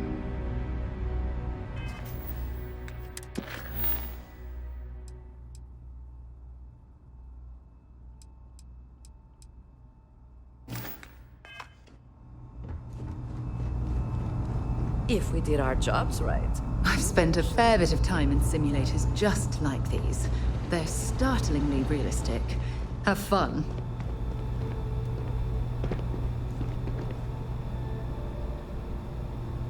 Better think about what you're taking. Oh, that's what that red bit mean.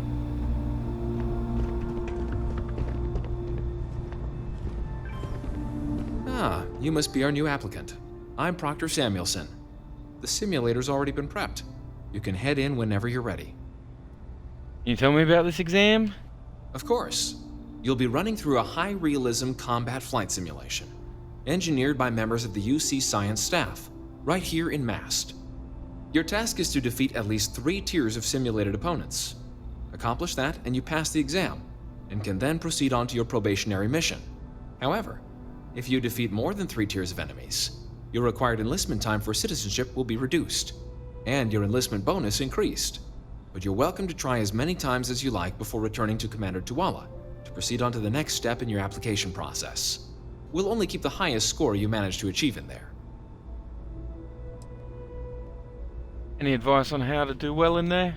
While I can't answer that question directly, I will say this. Due to the solitary nature of our work, resourcefulness is a critical tool in any Vanguard pilot's repertoire. You're permitted, even encouraged, to use whatever tool you're able to find in there.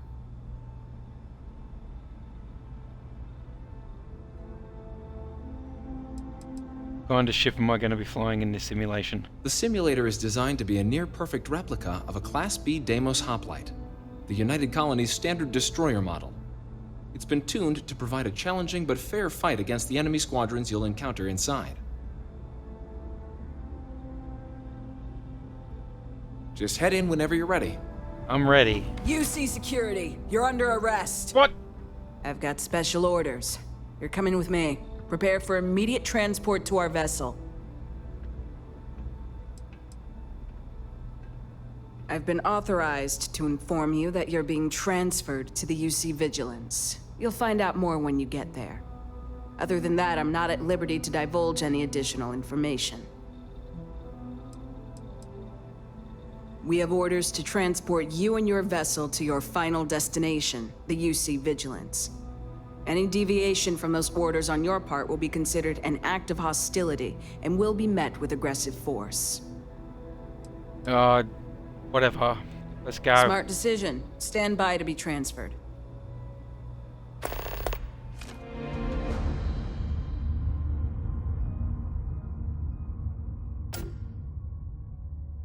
After you, Captain.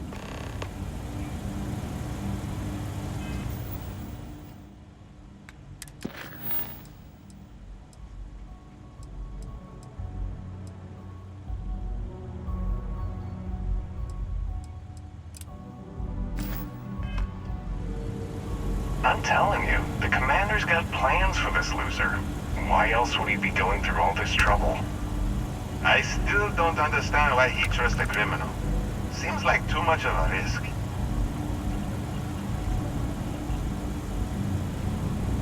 Stop worrying and keep an eye on our guest. I'll be right back.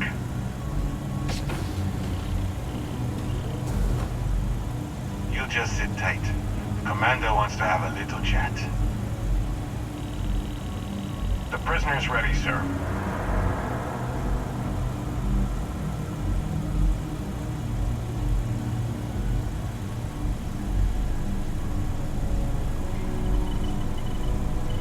I hope you're comfortable. We have a lot to discuss.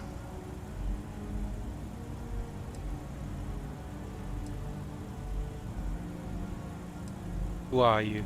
I'm your ticket out of the mess you've gotten yourself into. That's all you need to know for now. Well, I thought it was craft and stuff. Highly perceptive. Let me add that to your list of skills. Speaking of which, let's see what we're working with here. It appears you spent several years as a bounty hunter. That type of background will get you quite far around here. I also see that you mined on Vectera, and now you're with Constellation. You've certainly been quite busy. Oh, and look at that. Right at the bottom of this list is the criminal incident that landed you in my crosshairs.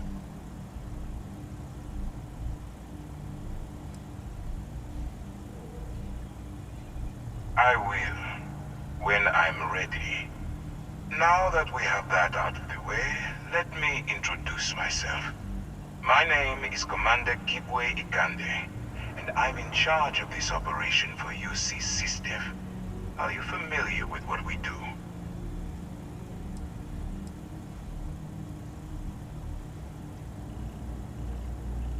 Yeah, what's UC SysDef mean? United Colonies System Defense. Does that help you figure out exactly what it is we do? No, you kidnap people. Actually, that's something new we're trying. I figured we needed to branch out a bit, broaden our horizons. UC SysDef is a division of the UC Navy. While they handle the big picture stuff, we deal with a very particular problem. The Crimson Fleet. That convict is where you enter the picture.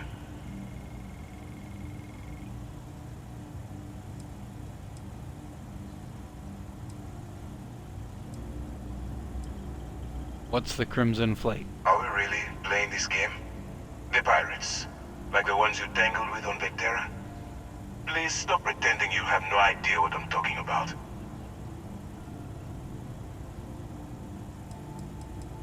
Type of big picture stuff does the UC Navy handle? On the books, they maintain combat-ready spaceborne forces to deter aggression and ensure the safety of the United Colonies. What all that fancy claptrap means is that they're the ones who fight in the wars to keep our territories secure. Nothing to do with the Crimson Fleet. No, you don't. Not yet, anyway. We've been prodding at the Crimson Fleet for years, trying to take them down one ship at a time. But we barely scratched the surface. If we can get someone on the inside, we have a shot at finding a loose thread we can pull to bring it all down.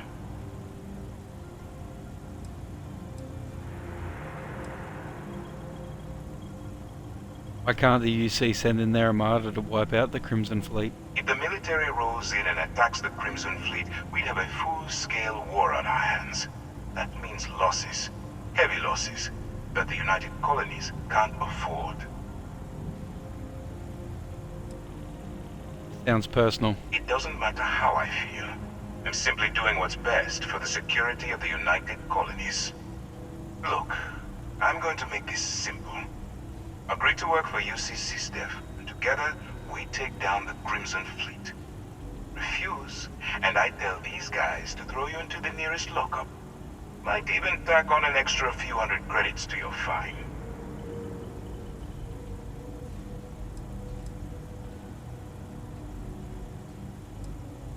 I work with SysDef. What's in it for me?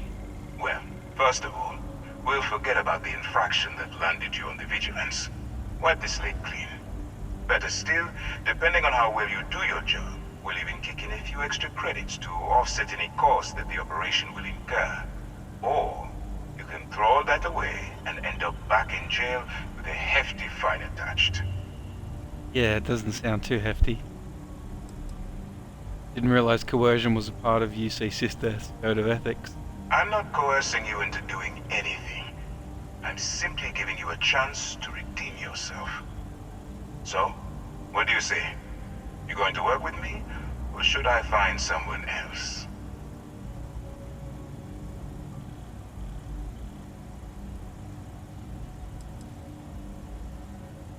You aren't leaving until I have an answer. How do I know I can evil? How do you know I can evil handle this type of operation? If I didn't think you had a chance, I would have left you in lockup. You're just going to have to follow your instincts and trust me. Fine. Smart choice. I'm going to have one of my men escort you to the operations center. I strongly suggest that you don't give him any trouble. And don't bother trying to leave the ship. I think you'll find all access to the docking area is fully restricted.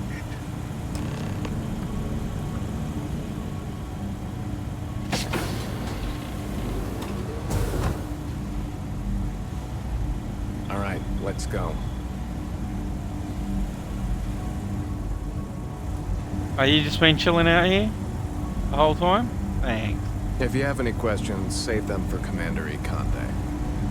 So, is it the op instead of serving the time? Gonna be the commander's move. Coming in all alone, infiltrating a bunch of pirates. You've got a lot of guts. Still, it makes you wonder, especially with the stories that go around. Like the one about how the fleet deals with informants by lashing them to the hull of a ship and then slowly letting the air out of their suit. You're you imagine a worse way to go? I know I couldn't. Go on.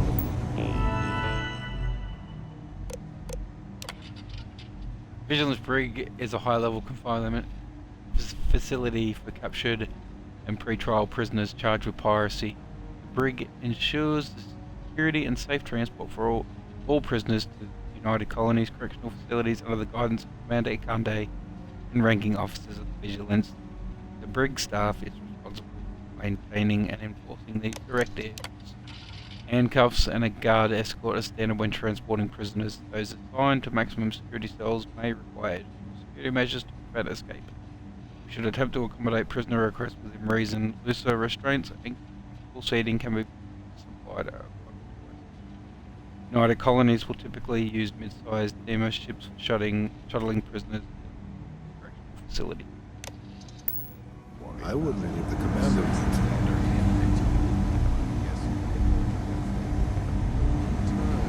Right? Pardon.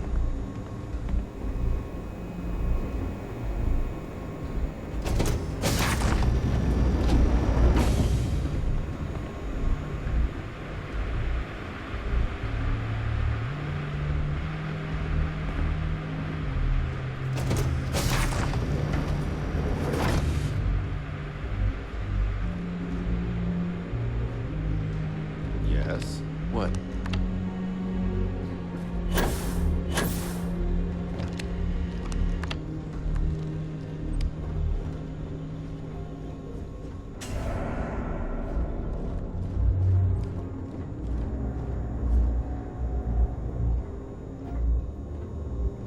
All right. This is as far as I go. Take the lift up to Ops. Commander Ikande should be waiting for you.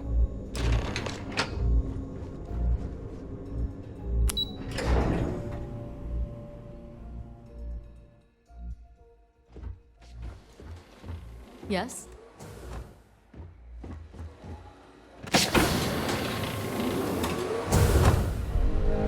Hello. Excuse me. Okay, hello. Ah, there you are. Excellent. Now that we've established your level of cooperation with us, I want to introduce you to your new home. Many new This names is the I got. Operations Center of the UC Vigilance. SysDef's nerve center dedicated to the destruction of the Crimson Fleet.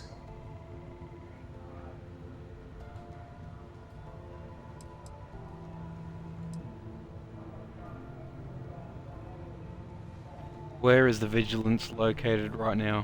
We are currently in the Sol system, in deep orbit around Phobos. As to why, I'll explain momentarily. Impressive ship, but I don't see where I fit in. Whether this ship is impressive or not, you're the key element that we've been lacking. We need eyes and ears inside the Crimson Fleet.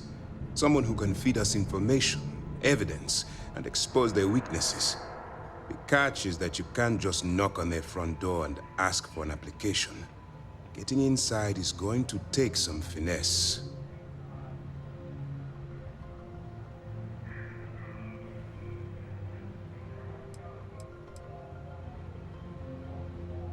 I assume you've chosen me because I'm expendable. Let's get one thing straight right now. While you're working for me, I'm going to treat you like one of my own. Whatever crimes you committed in the past no longer matter. You're now an agent of SysDef, meaning that it's my job to keep you alive. I assume you already have a plan in mind? I do. Our intelligence has managed to find a possible opening into the Crimson Fleet through Saoirse Bowden, one of their contacts. She works for the Trade Authority in Sidonia, so you'll be using a container of Aurora we've loaded on your ship to get her attention.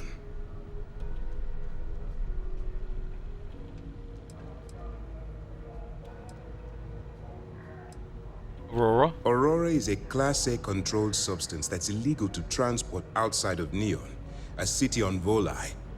Get caught with this stuff aboard a ship, and you're looking at some serious fines. Where did you get the contraband?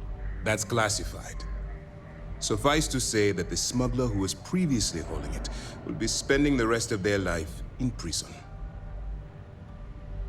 You can probably sniff out an arc from a sector away. That's right. So it'll be your job to convince this person that you're the real deal. Once you bluff your way into the Crimson Fleet, then the operation proceeds to evidence gathering. That's where my second-in-command, Lieutenant Gillian Toft, comes into the picture. She'll explain everything you need to know. A bother gathering evidence. Let's just say my superiors need proof that engaging the Crimson Fleet is a larger priority than they're willing to admit. If we shove enough concrete evidence under their noses, they'll have no choice but to allocate the resources that I've requested. At the same time, we can use the evidence to arrest members of the Crimson Fleet, weakening them enough to strike a fatal blow.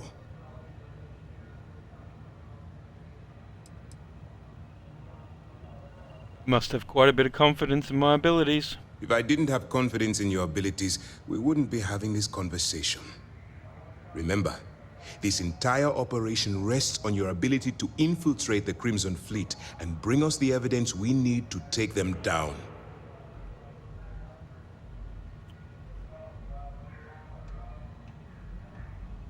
We're getting over my head. Then you better learn to swim, because you're diving right into the deep end on this one.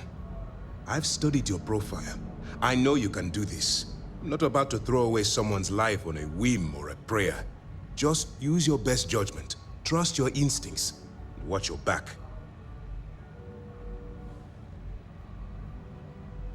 Yep, I'll do my best. I wouldn't expect any less. Look, before you begin, I want to make something perfectly clear. As an undercover operative for UC SysDef, you'll be expected to follow our code of conduct and ethics. Allow yourself to stray too far off the path, and you stand a good chance of spiraling out of control.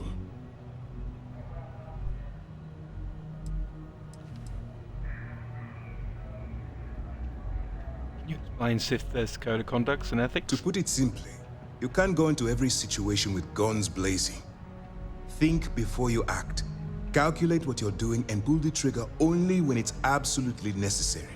At the end of the day, your primary goal is taking down the Crimson Fleet. That's the greater good.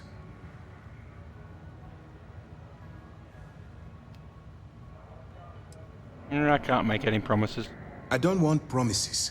I'm just asking you to think. Anyway, it's time to hand you over to Lieutenant Toft. She'll brief you about the details of the evidence-gathering portion of the operation. Now, get out of here, and good luck.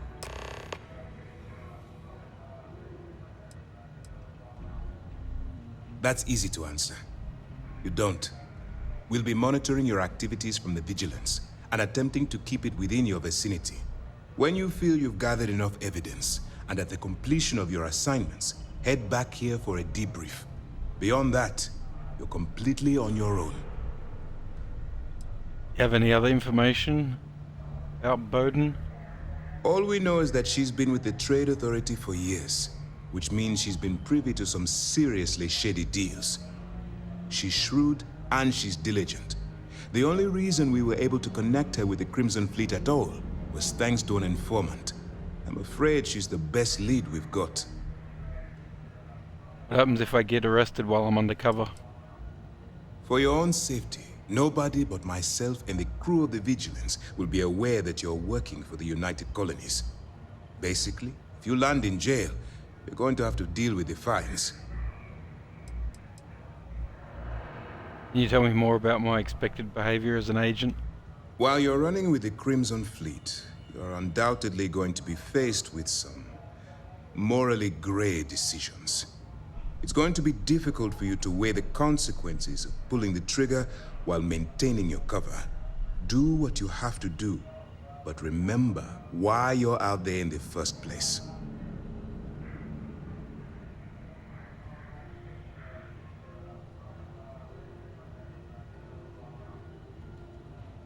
As long as you can distinguish between surviving and thriving, you'll do just fine. Look, I can see that you're struggling with this. So let me simplify this for you. If there's a route to your goal which doesn't involve killing innocent people, I'm urging you to follow that path. Use your instincts. I'm certain you'll do the right thing. Alright. Where's Toft? Dismissed. Hey. Lieutenant Toft is as organized as they come. You can be sure she'll keep our T's crossed and guns loaded.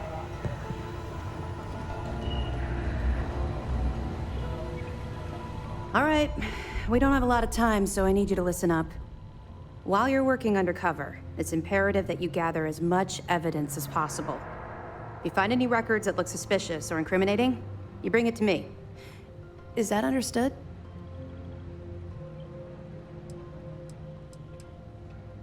Why do you need physical evidence? Well, since it isn't every day we stumble across a criminal's fully written confession, we need to build a case against our suspects. The more evidence we acquire, the stronger our case becomes. And knowing the Crimson Fleet, they'll leave plenty of evidence for you to find. What if I can't find anything? I'd scour every inch of wherever the Crimson Fleet sends you. Otherwise, you're wasting our time and risking your neck for nothing. Criminals are sloppy. Look hard enough and I'm certain you'll stumble across their mess. That's if I'm accepted into the Crimson Fleet.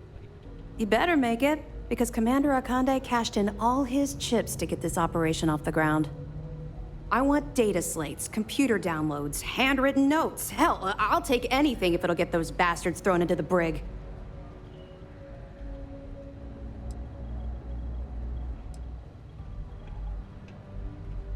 Sounds like I touched a nerve. It's not you, it's the Crimson Fleet. That minor skirmish you had with them on Vectera was nothing compared to the death and destruction those pirates leave behind. If you've seen what I've seen, you'd understand why I'm pushing you so hard.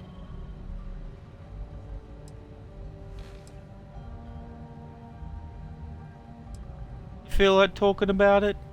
What? No. It's personal. It has nothing to do with you. Just stick to the mission and you'll be fine. Alright. I'll bring you evidence. That's all we're asking. Oh, before you go, there's one more thing. Commander Akande has authorized a credit disbursement for each piece of evidence that you return, as compensation for your efforts.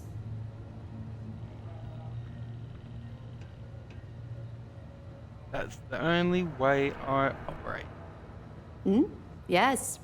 Commander Akande mentioned that when he proposed the idea. Lucky you. All right. We've loaded a container of Aurora into your ship's cargo hold.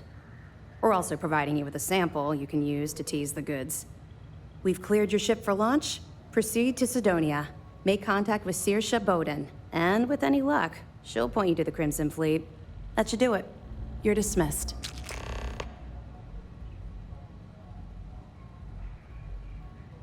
Feel like discussing your personal experience with the Crimson Fleet? Not really, no. I've learned to keep my personal experiences separate from the job.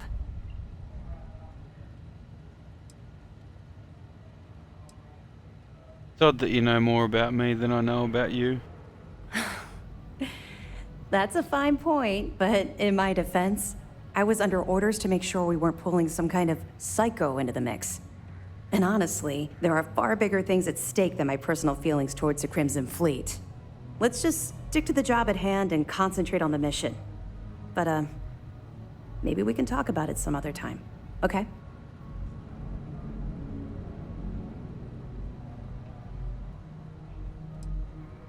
What if I get caught with the Aurora in my cargo hold? Don't worry, the container's been registered with UC Security, so you shouldn't have any trouble. Even if you're scanned. Of course, if we find out you tried to sell it to someone outside the boundaries of this particular operation, well, I don't think I need to tell you the consequences of making that mistake. What's gonna happen to the people you arrest? We'll be keeping them close at hand until this operation is complete. So, we'll be holding them in the Vigilance's brig. If you're feeling particularly ruthless, you could always head down there and say hello. I'm sure they'll be thrilled to see you. Let me know if you need anything else.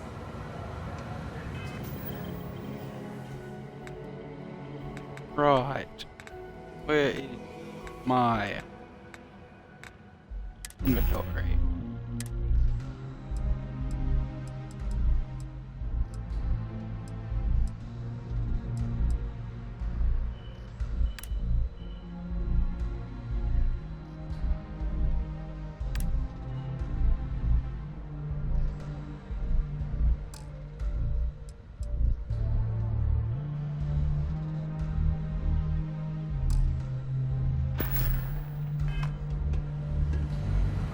Okay.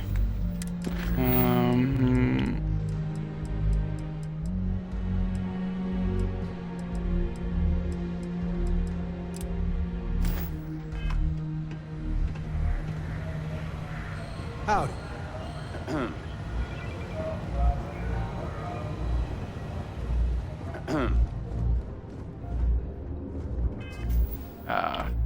This one. I want to get us down here. No, whoop. We gotta do this. Let me.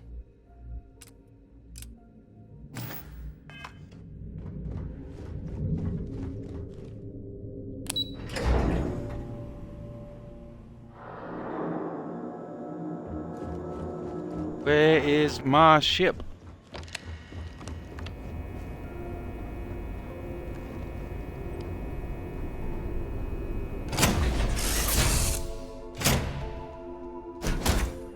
It's change of scenery.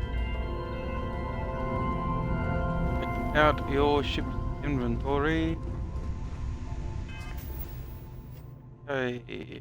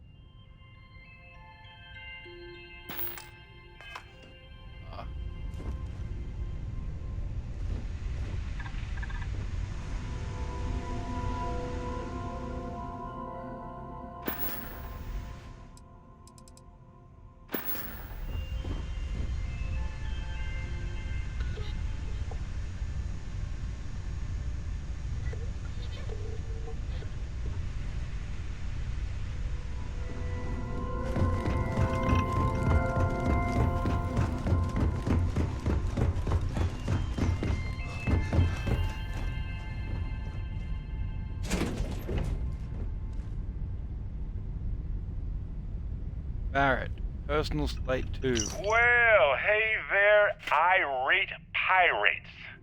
Looks like you finally did it.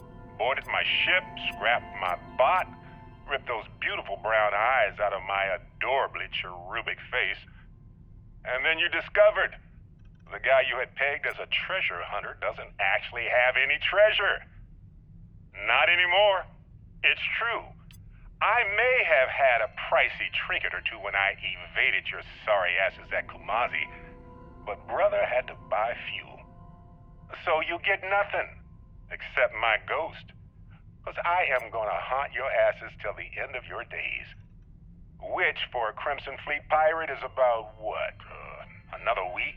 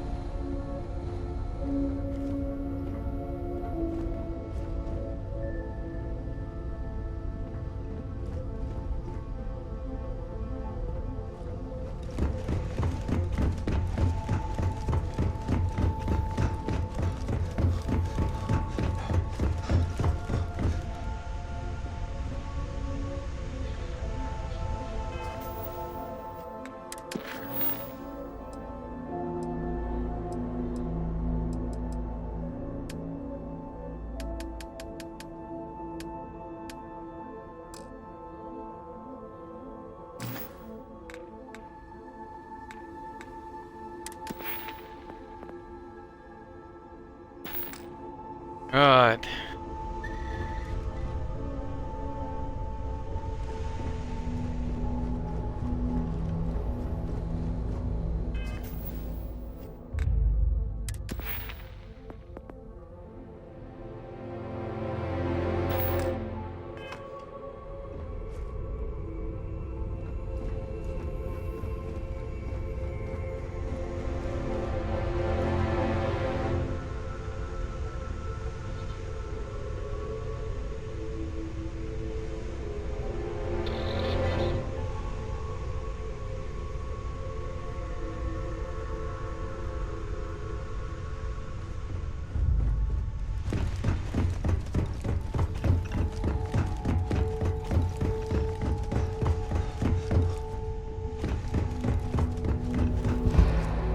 Oh.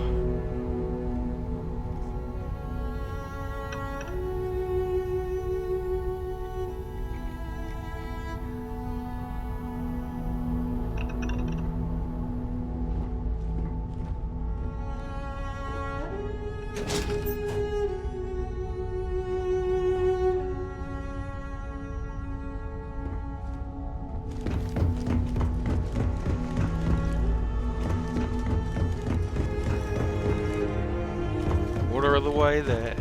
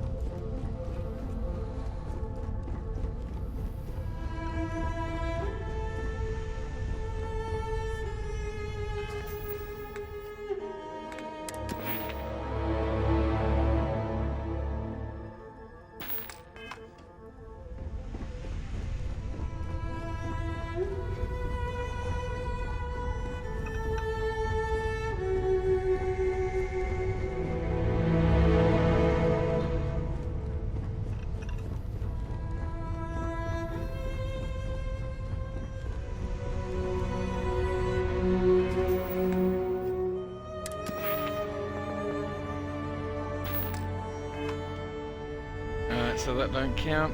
Actually got a sprint. Running out of breath.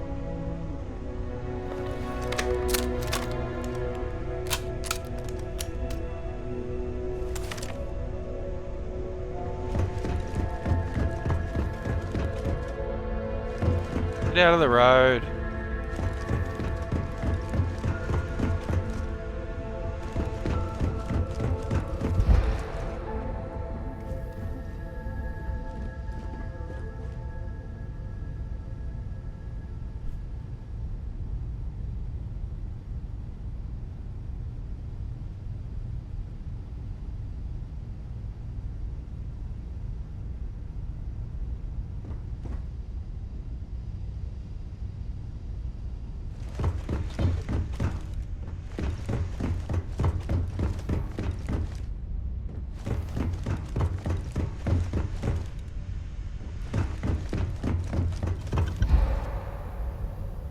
Halfway there.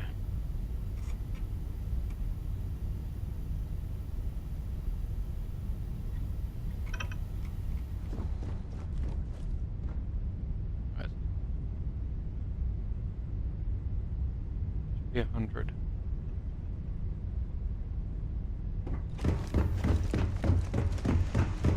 $25. 50. 75.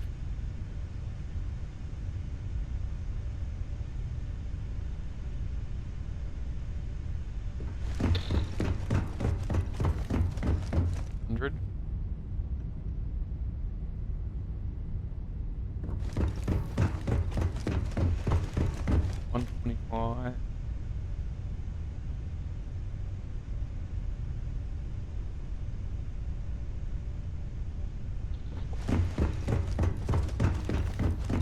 150. Yeah.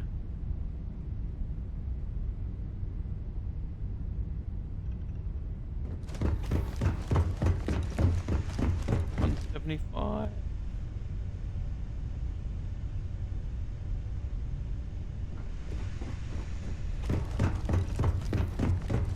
Ah. 200.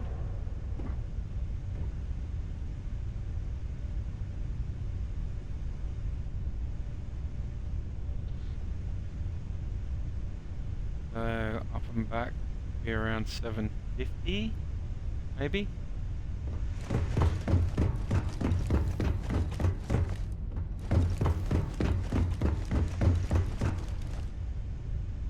Go. Right. 10 more times.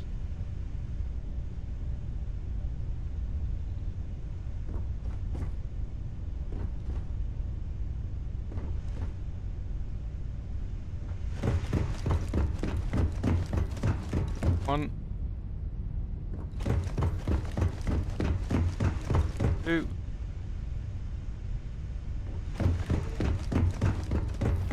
3.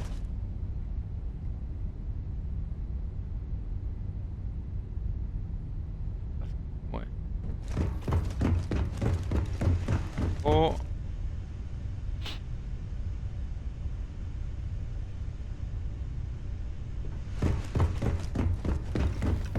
5. 6. Come on, up and back, up and back.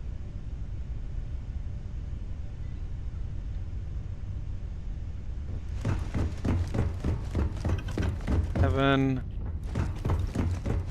8.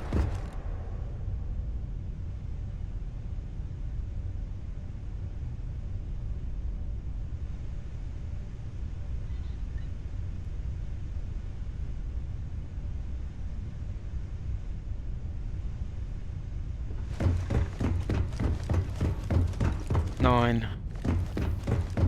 Oh, there's 1,000.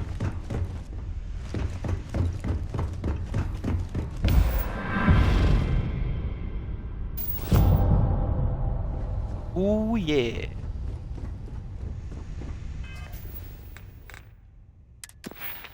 And no skill points. But and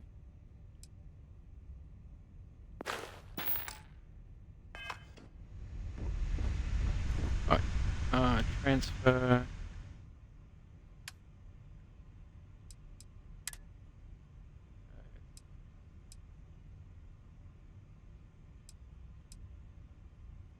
All that. That.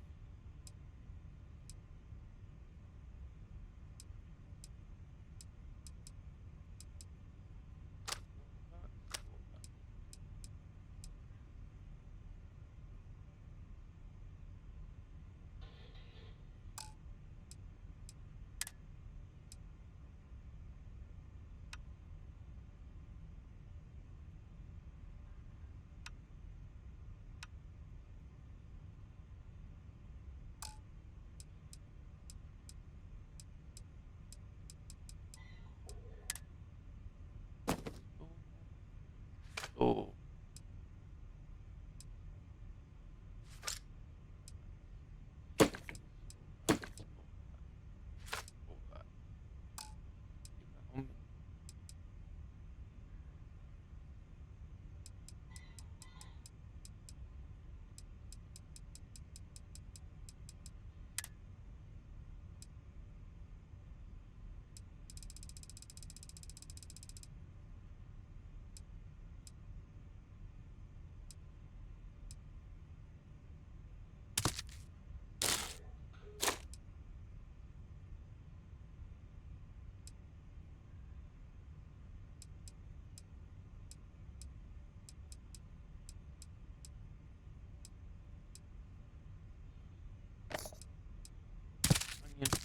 Potato ramen. My Red Harvest double malt whiskey. Ship parts. Okay.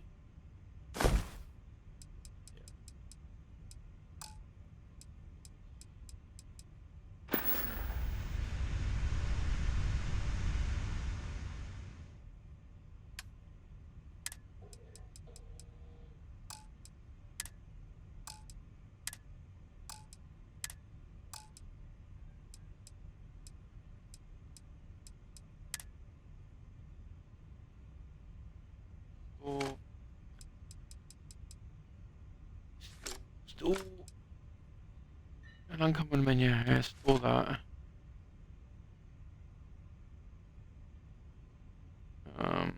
Store all resources.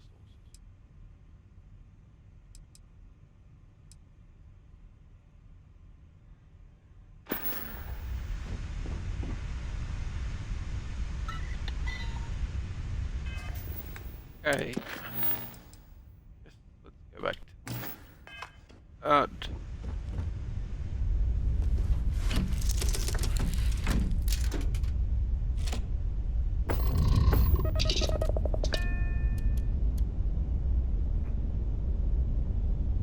We do this.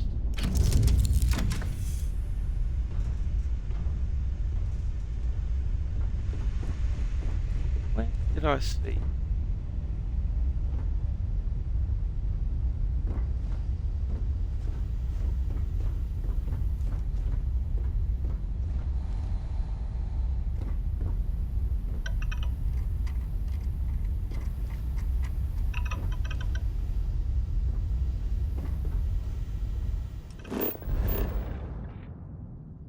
Scan unavailable.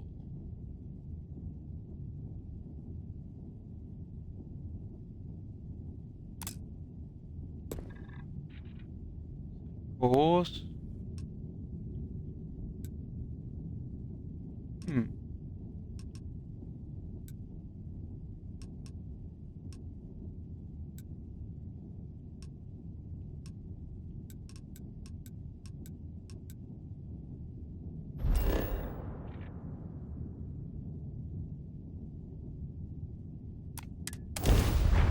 The moon.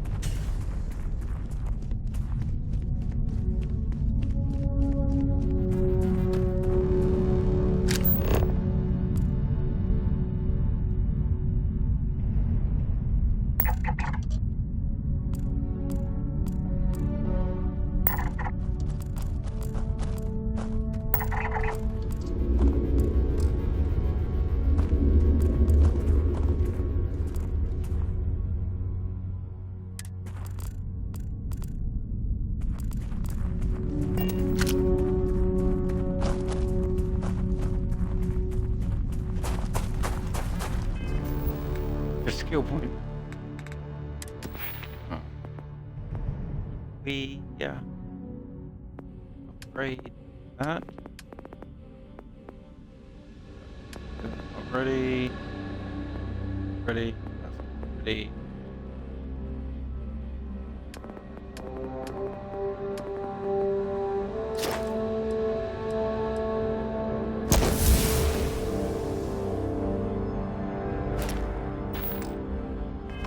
Yeah, baby.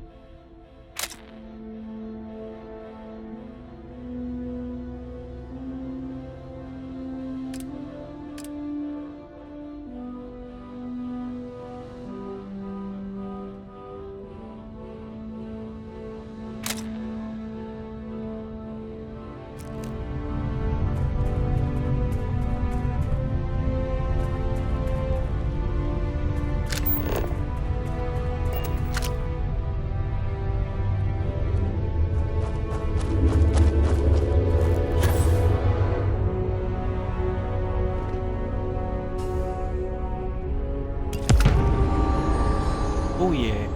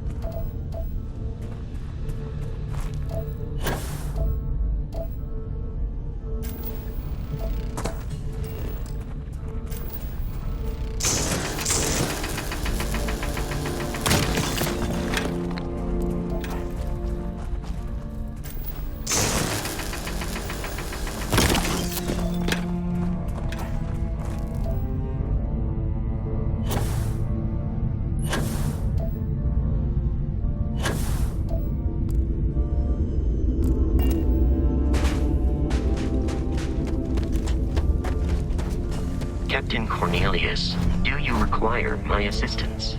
No, just get on the ship.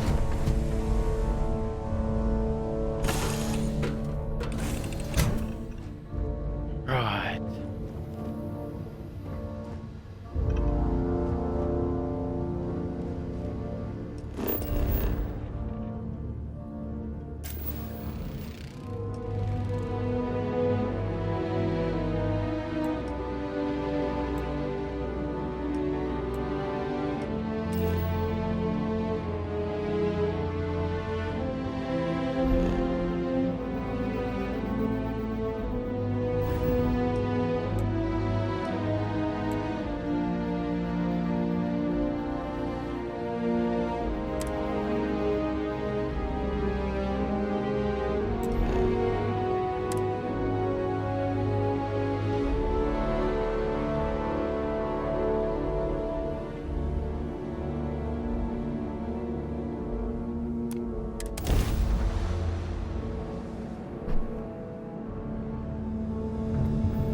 This is UC Security.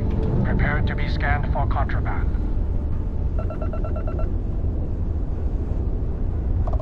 Scan complete. You are cleared to land at New Atlantis.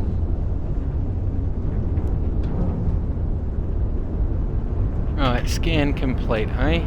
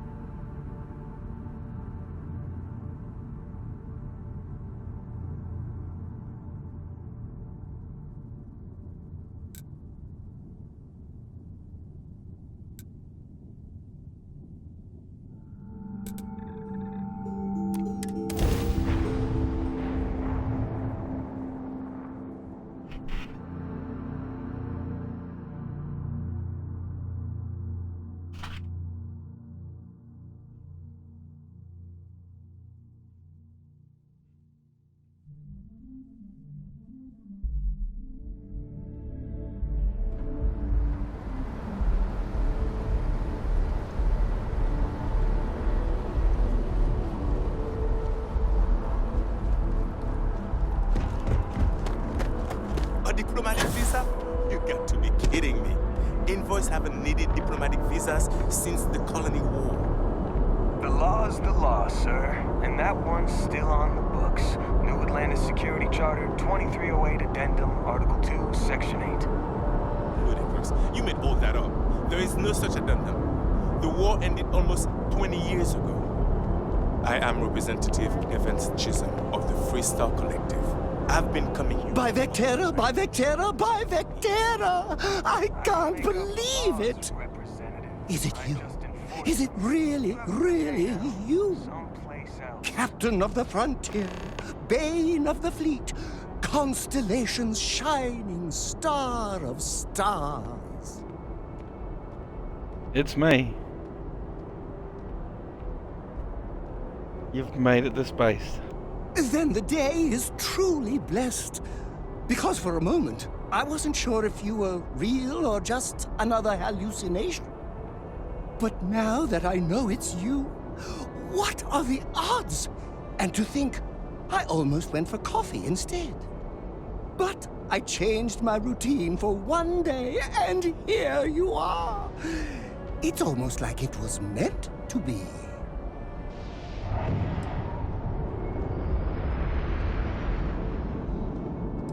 Changed your routine? Oh, yes. Normally I start my day by drinking 4 cups of coffee and stuffing my face with chunks. But after being inspired by your story, I thought to myself, what would the great and powerful hero of Vectera do? And so instead, I went for a jog. I ran and I ran and I ran, picturing you in the distance, like a North Star. Imagine my surprise to find you were actually real. By the light of Polaris, it must be fate. Agreed. This is clearly destiny. I know, right? And you can try to fight destiny, but you probably aren't going to win. Although, if I'm being honest, I'd wager you could beat just about anything, even theoretical concepts. But why would you, in this case?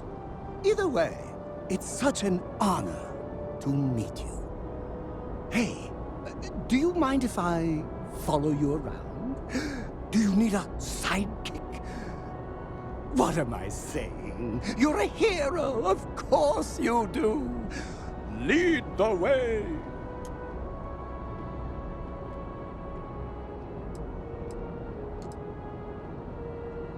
Good point. I'll start working on it right away, as soon as I learn how to sew. Until then, maybe I can be a sidekick in training. Do you have an academy where fans can practice groveling at your feet? If not, I can start one. You won't be disappointed. Yay!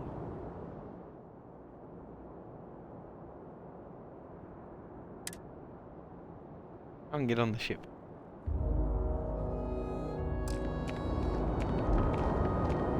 Right, now what was I in the middle of doing?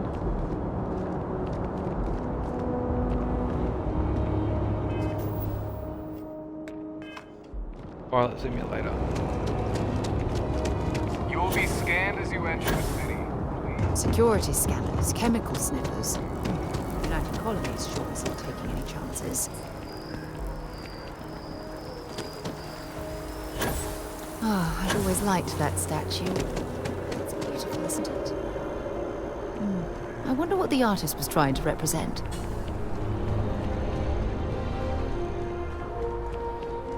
The well's been having... I've flown across most of the settled systems in all manners of space. Fast. And yet, I still get sick.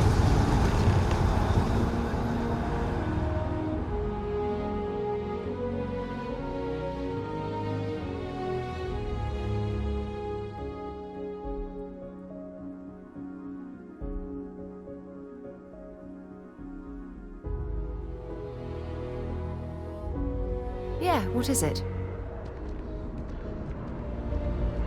One day, I'm gonna leave New Atlantis for good.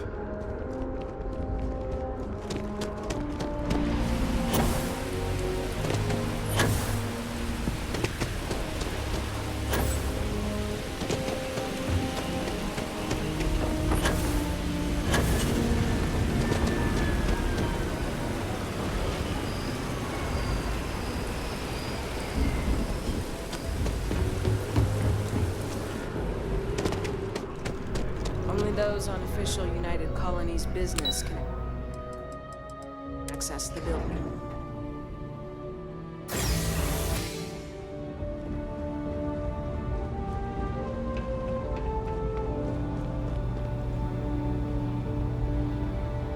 Alright. Does say steal. Maybe I should have read better, but yeah, well. You ready? I'm back.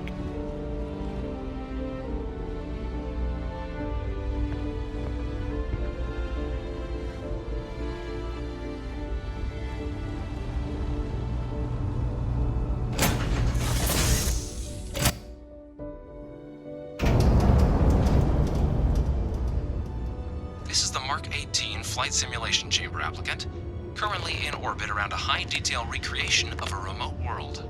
When you're ready to begin, please take a seat in the pilot's chair.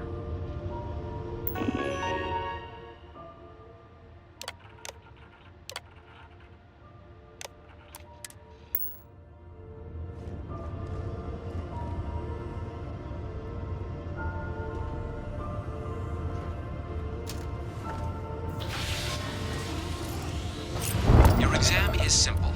Defeat as many tiers of opponents as you can before your ship is disabled. You must defeat at least 3 tiers of opponents to pass the exam. Good hunting, applicant.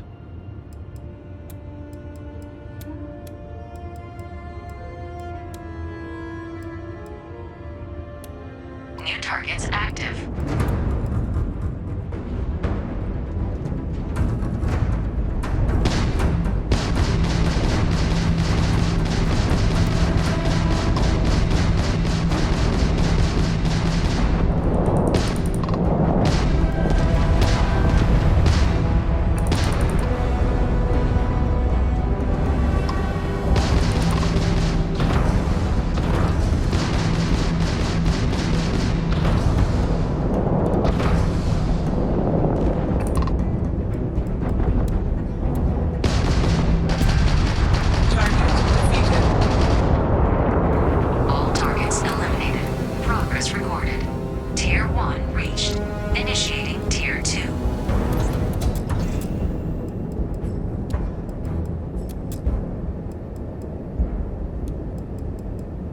Targets active.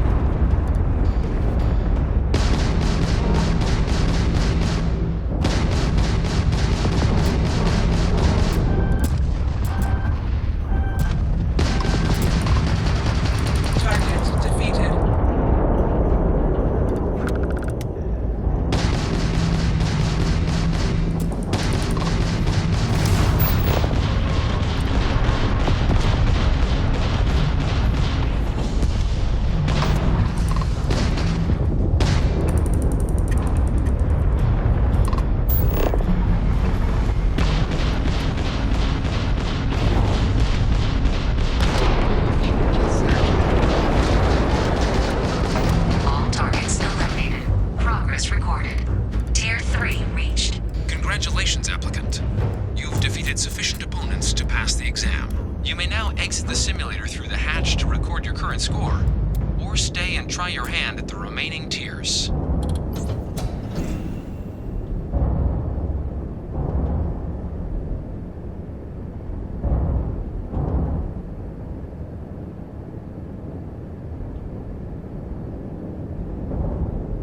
Resuming the examination. New targets active.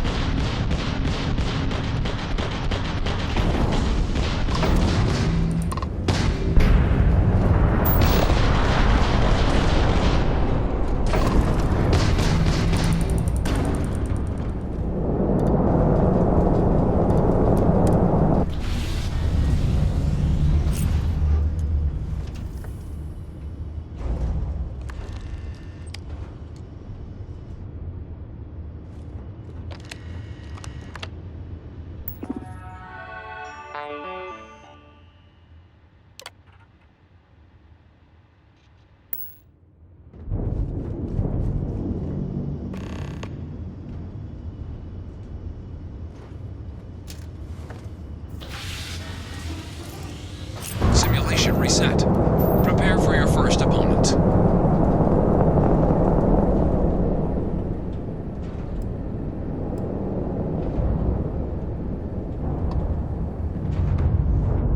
New targets active.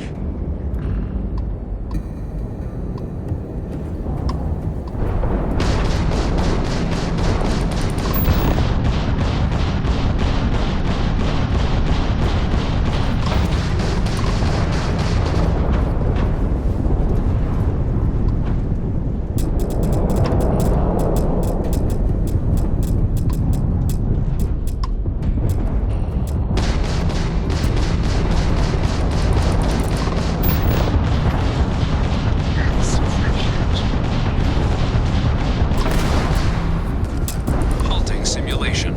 You have passed, applicant. You may proceed to the exit hatch to log your results, or restart the exam from the simulation's control terminal. Fucker. Alright, what keeps getting me? The other ones.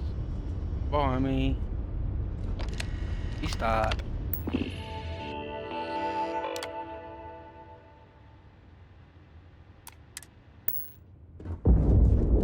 Okay.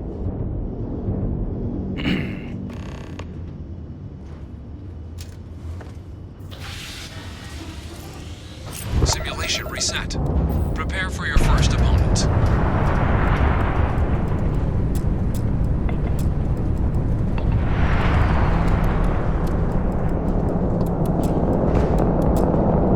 New targets active.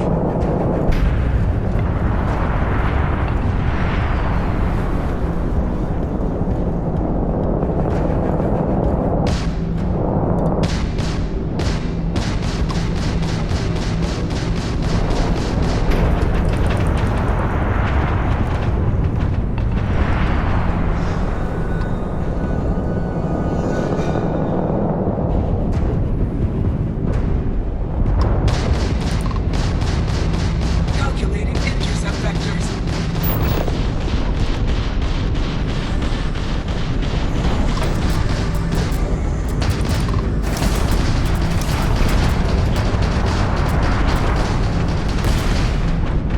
Target defeated.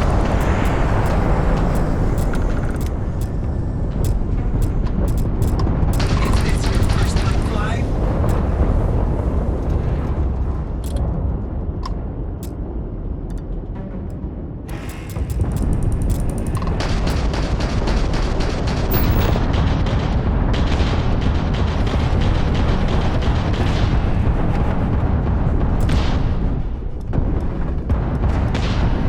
Halting simulation. You have passed, applicant. You may proceed to the exit hatch to log your results, or restart the exam from the simulation's control terminal. Restart. Oh, one more go. Why does it keep getting me?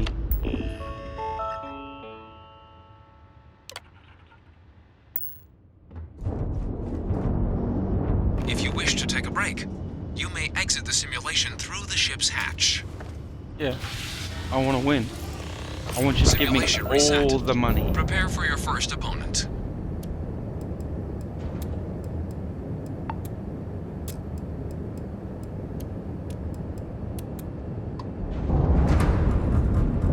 New targets active.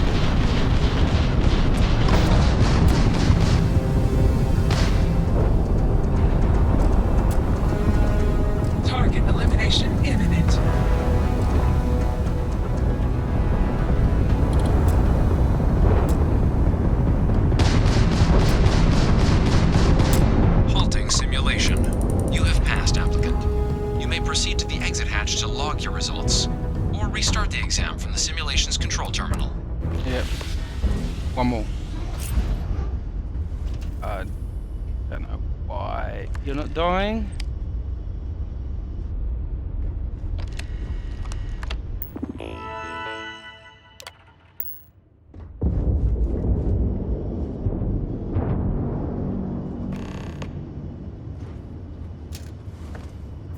Okay. Let's go, go, go. Simulation reset. Prepare for your first opponent.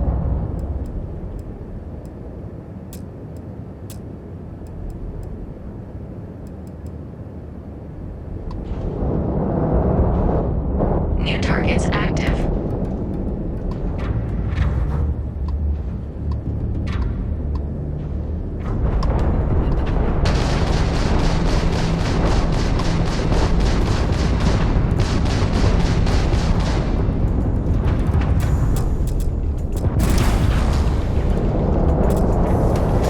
Extermination protocols active.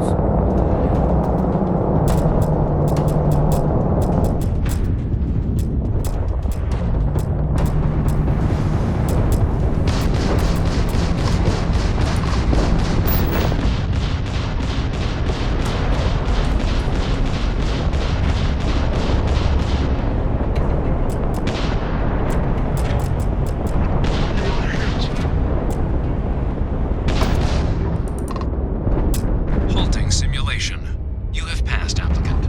You may proceed to the exit hatch to log your results, or restart the exam from the simulation's control terminal. Yep, whatever. I'm gonna fucking die.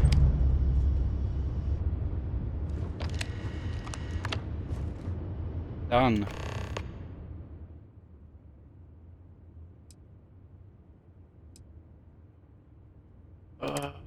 Just one more then.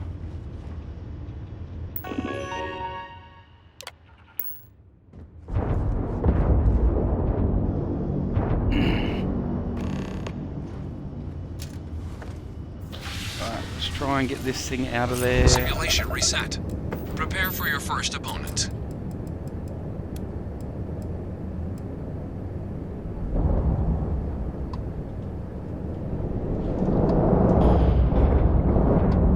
New targets active.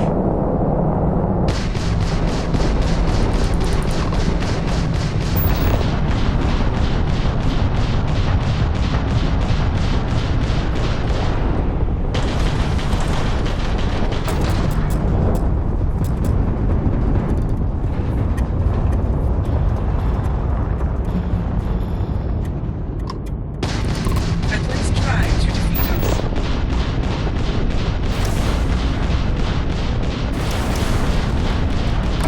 Halting simulation. You have passed, applicant. You may proceed to the exit hatch to log your results, or restart the exam from the simulation's control terminal. Yep.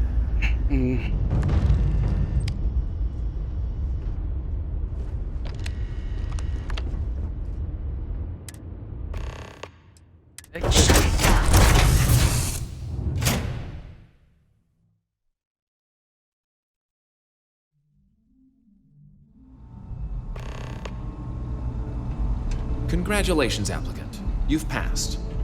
You can head up to Commander Tuala to receive your final results and your probationary assignment. Or you're welcome to take another run at the simulation if you'd like to try and earn a better score. We'll only keep you. Good showing in there, applicant. Your results should be finalized by the time you get back to Commander Tuala.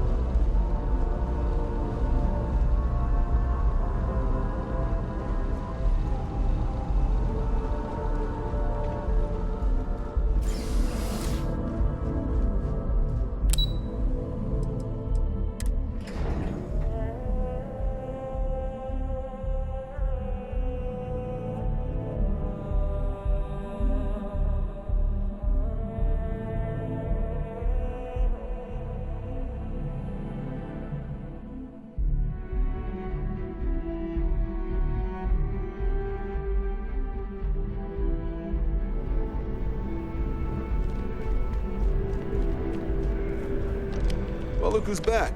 Everything go all right with the exam? Or did you have some questions you needed answered first? Wrapped so it these up. are your numbers that just came through then. You ready to hear how you did?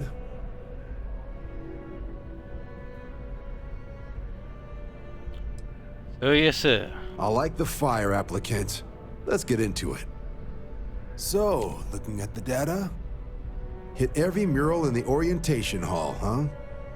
A test of preparation and thoroughness. 2 traits the Vanguard values highly.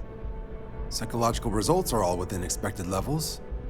Navy doesn't have room for folks that'll fall apart the first time they're trying to outrun a homing missile. Now, how'd you do against your foes? Tier 4, not too shabby. The techs make us test each level of the sim too. I can tell you that wave are some real artificial bastards. Good job putting them away. Hell of a job. I might even let you fly me around sometime. You've been So then, letting looking me at fly your you results around. as a whole, and presuming you're successful in completing your probationary mission, you could have your UC citizenship after only 10 years service. Pretty standard for combat assignments. But your performance in the simulator does mean I can offer a signing bonus. Help convince you to join the cause. 10 years might seem like a long time, but it's worth the climb if you wish to become a citizen. So, sounds to me like we've got Vanguard material on our hands. If you're interested, we could bring you on as a provisional member today. Get you the credits you've earned, then send you out on your probationary mission. First, though, all UC service people, provisional or otherwise, are required to swear an oath. So, you want to make this official? Commit yourself to the cause of the colonies? It's a big decision. John, you're not about to have my compatriot here sign some kind of contract that sells you their grandmother 5 years down the line, are you? Officer's honor, Sarah. This is honest work for honest credits. So, you ready to do the deed?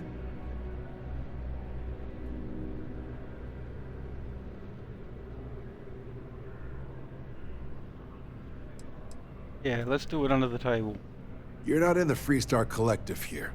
Vanguard keeps its work above board. You want in, you have to do it the same as everyone else. And that starts with the oath. Alright. Fantastic. Then just follow me. Under here?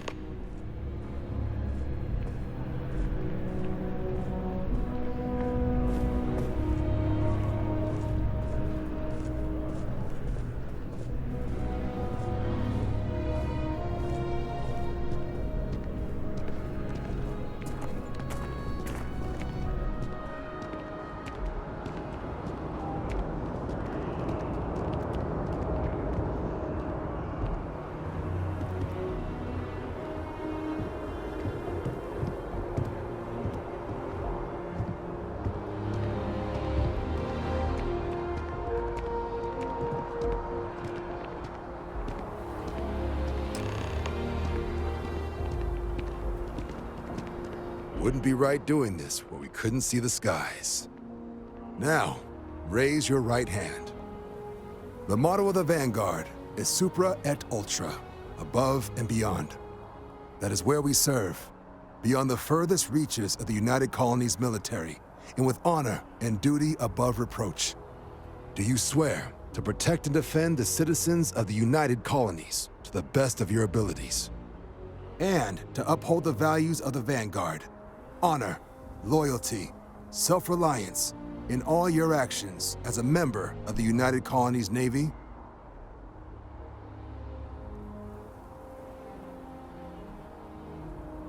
I do. Then let me be the first to officially welcome you to the United Colonies Vanguard. Now, only thing left is getting you that probationary mission. And what I've got is comms repair. Group trying to refurb an old colony war processing plant on Tau Ceti 2. Sounds like they'd barely gotten set up when their communications died. Place is as isolated as they come, so Brass wants a Vanguard to deliver the repair suite and ensure anyone present is safe and secure. So, can the people of Tau Ceti 2 count on you?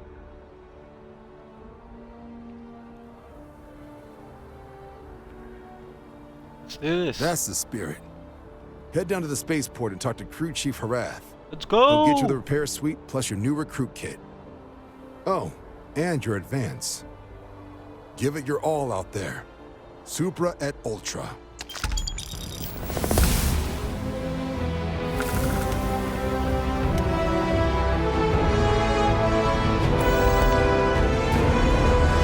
Dust off.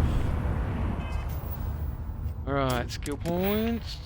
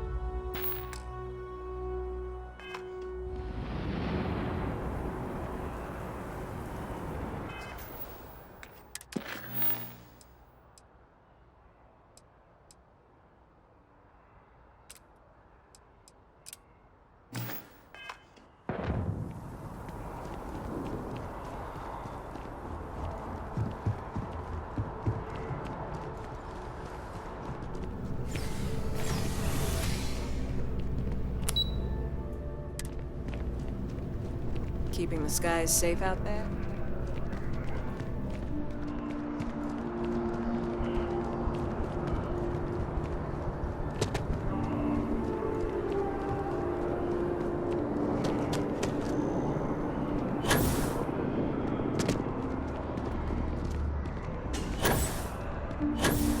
I have a feeling today's going to be a great day.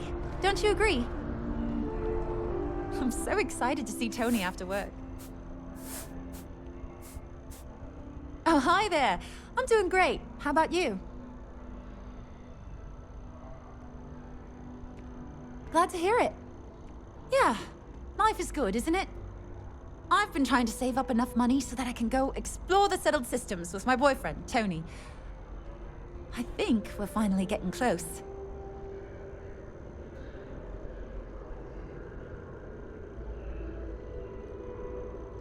How's it going? I cleaned up a kid's vomit today. 4th time this week. How's it going? I can't complain. My boss told me yesterday that I'm one of the best janitors she's ever hired. Feels great to be appreciated. Well, that depends. Are you a foodie or a shopper? I guess I won't ask. But there is a place called The Well that might be more your style. I don't go down there myself. It can be pretty dangerous. Why do you want to Tony leave? and I want to see what else is out there. I love my job, but there has to be more to life than just being a janitor in New Atlantis. What about you? Have you gone on any adventures?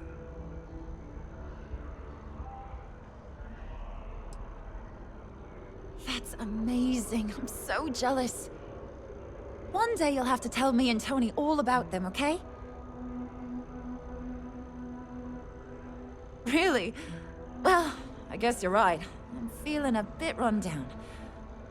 I really love my job, but it's hard work and long hours. I could definitely use a Terracino from Terra Brew right now.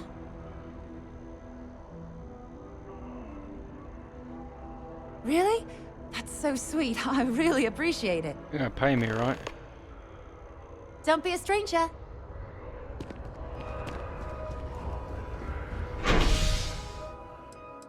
Baseball.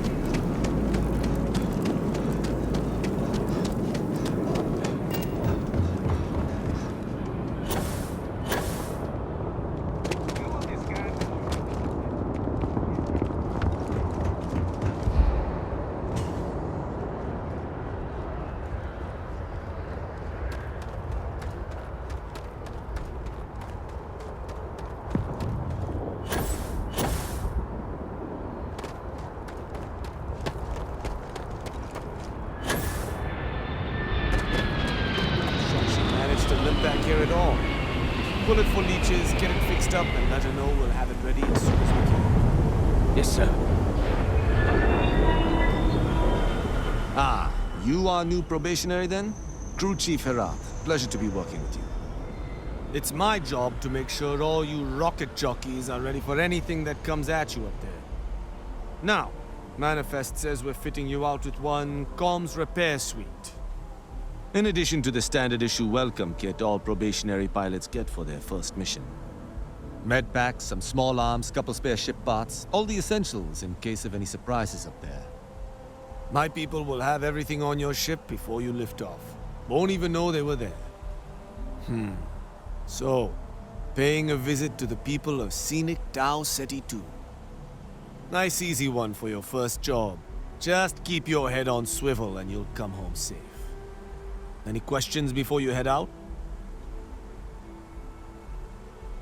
Anything you can tell me about Tau Ceti 2? I honestly didn't realize it had people living on it until we got your record. Report they gave us seemed clean. No known hostile outposts. But I wouldn't say that's permission to let your guard down. Just watch out for wildlife and pirates. Keep those med packs handy and you'll be fine. What exactly are you putting on my ship? Nothing too dangerous, if that's your concern. The repair suite's mostly just wiring and circuit boards. The welcome kit has some goodies in there I wouldn't leave sitting around when company comes to visit. But it's nothing some proper storage can't make safe. Alright, I'm all set. Then I won't keep you. Make us look good out there, recruit.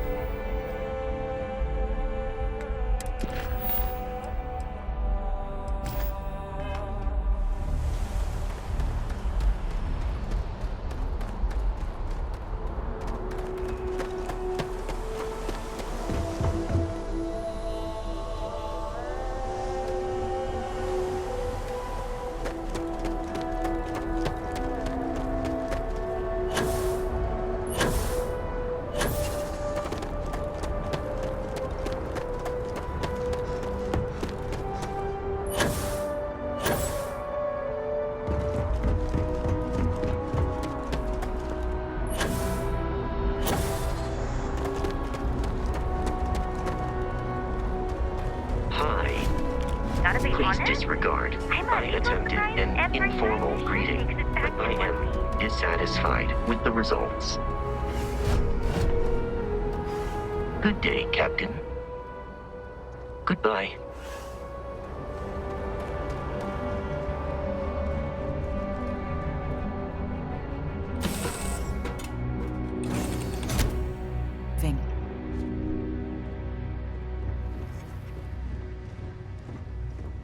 Something on your mind? And is it hero work?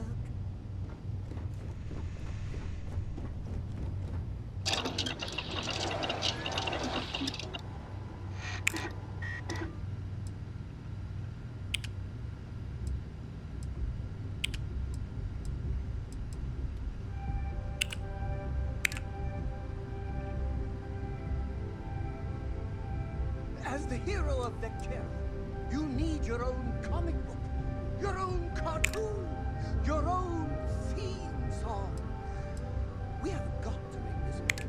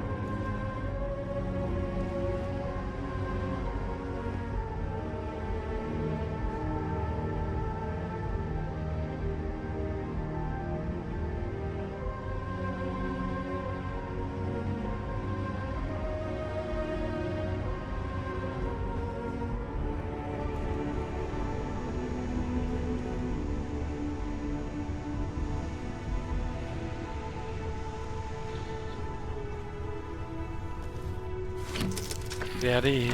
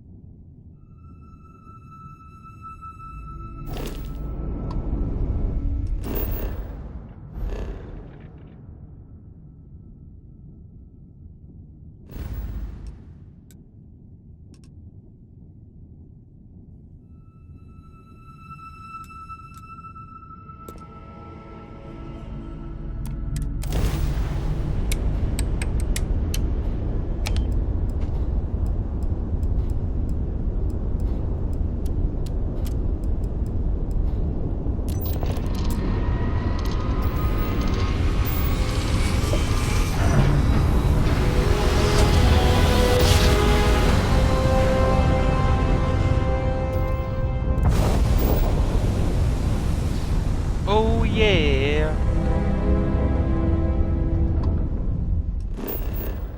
Let me do a little scan.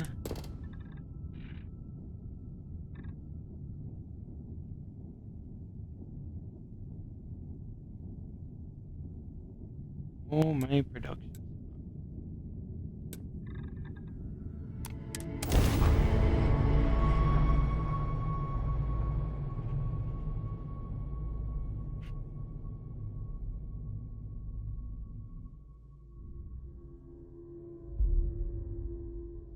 Like touching down on a planet.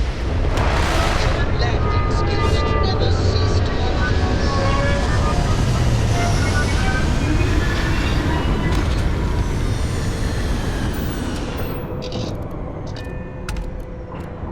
Alright. Get off the ship. I never tire of visiting worlds like this.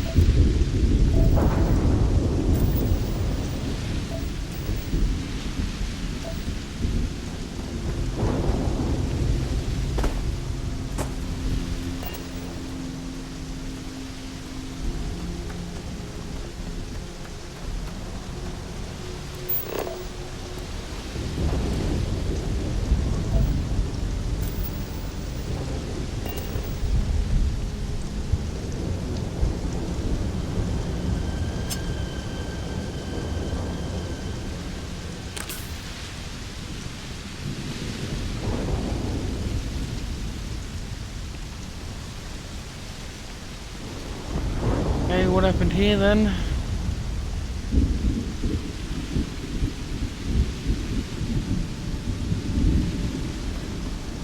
An abandoned meat-packing facility built on the fringes of the settled systems. I wonder what happened here.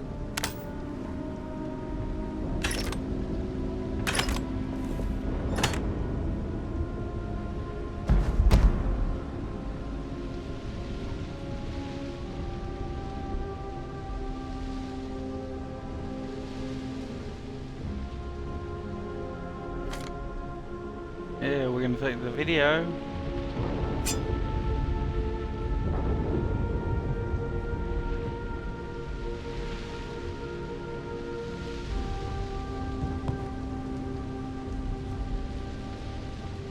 Something's been through here recently, but left everything in place.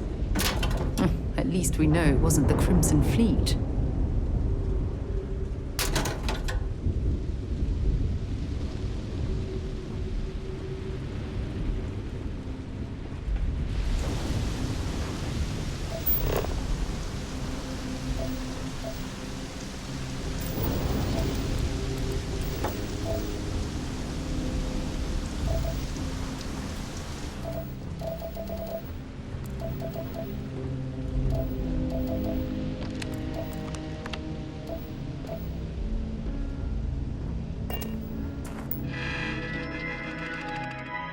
Cow Gourmet vision statement. Since the dawn of the agrarian revolution 10,000 plus years ago, humanity has been trying to speed up the process of growing food and getting it onto plates, but that's always come at a cost of quality and led to horrific practices like industrial farming, which leads to corners cut and ultimately a worse product. All just accepted it. We live in a freeze-dried age, but we don't have to. Cow Gourmet is going to change that. We're going to make fresh food cheap and available everywhere. We're going to let our livestock and crops grow as nature intended, and use smart automation to harvest and prepare them at the peak of freshness and deliver them with such speeds that our client won't ever go back to using freeze-dried again. The big task in accomplishing it is going to take focus, innovation and dedication. Are you up to the challenge of changing how the settled system eats? Let's get started. The plan. We're standing in the middle of an unfinished masterpiece here. The UC military came in, put down some incredible machinery that they then barely used and promptly left it to rot the moment the war ended. Now, 20 years later, we're here with an incredible opportunity. Updating this place is going to take serious work. We're all going to be pulling double, triple, quadruple duty around here, so if you're going through a tough moment, please remember everyone else is too. It also means that if you're in a place where you can lighten someone else's load, please do. Equally important are scheduled breaks. These are built into your workload. So if you're on a break, hour, day, week, you better sit your ass down and breathe. Take in the scenery, think about something that's not work. If you got a long spell, go back to New Atlantis and blow off some steam. Good ideas come from expected places, and remaking how food works in the settled system is going to take a lot of good ideas. Also, a critical importance, survival training is not optional. It's just us on this planet, and while the UC is aware we're out here, every one of us needs to know how to survive out here on our own should the unthinkable happen. Finally, if you've ever gotten an issue of any kind, reach out to the relevant area owner. If you and said area owner can't come to an agreement, feel free to grab me, Code. Areas of ownership: Code, general vision, crop, livestock selection, vendor coordination, into expertise, Ian system, design, implementation, automation, programming, Maria, facility restoration, defense installation, facility maintenance, automation, maintenance, Andre, crop livestock cultivation, recipe generation, keeping us all alive, food related, Lambert, keeping us all alive, security related. Chores list. So yes, we're planning to remake food as we know it, but we're also living in close quarters, a long way from any other human being, which means your parents aren't here to clean up after you. Everyone's got rotating chores, do them without being asked. Got a laundry and decluttering common spaces, Maria, trash incineration, Andre, composting, Lambert, weapon care. This one doesn't rotate until the rest of us are firearm certified. Night watch, Cote, Ian, Maria, Andre, Lambert.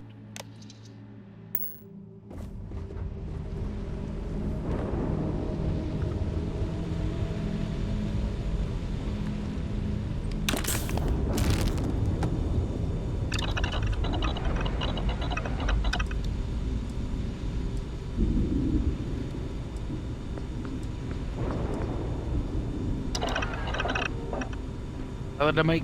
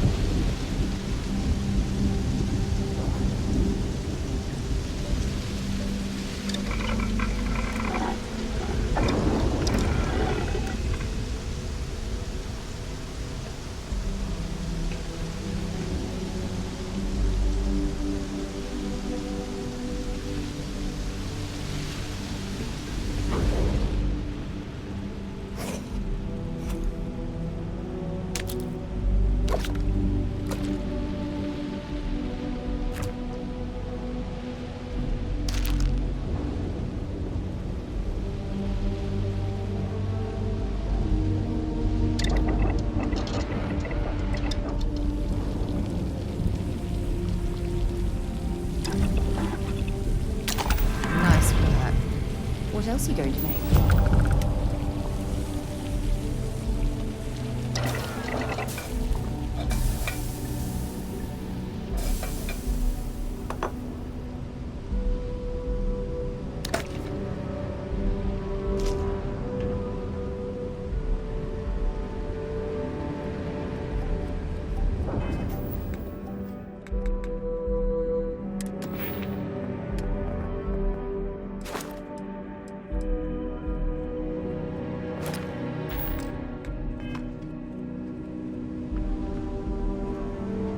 Board game. Dead person. Dead.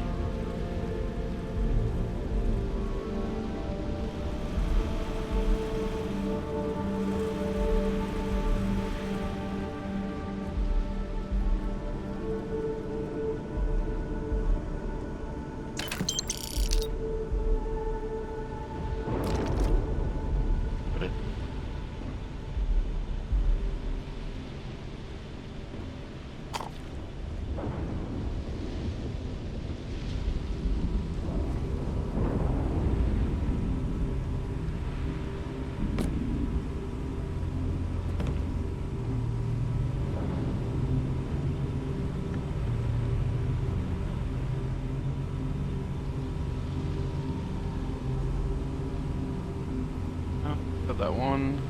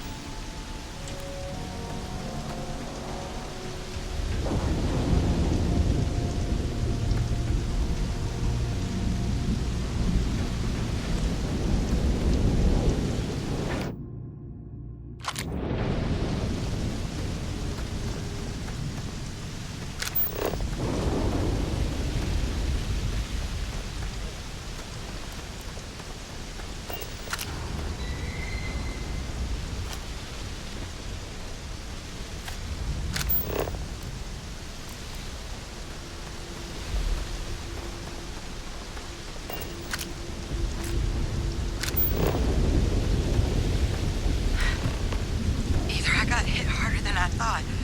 Or you've got some incredible timing. Regardless, I think it knows you're here. I'll unlock the door. Second floor, main building. But be quiet.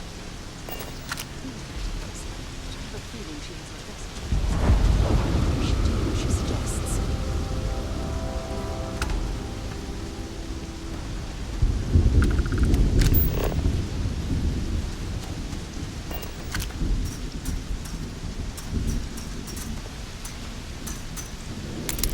Set aside anything useful and just leave the rest.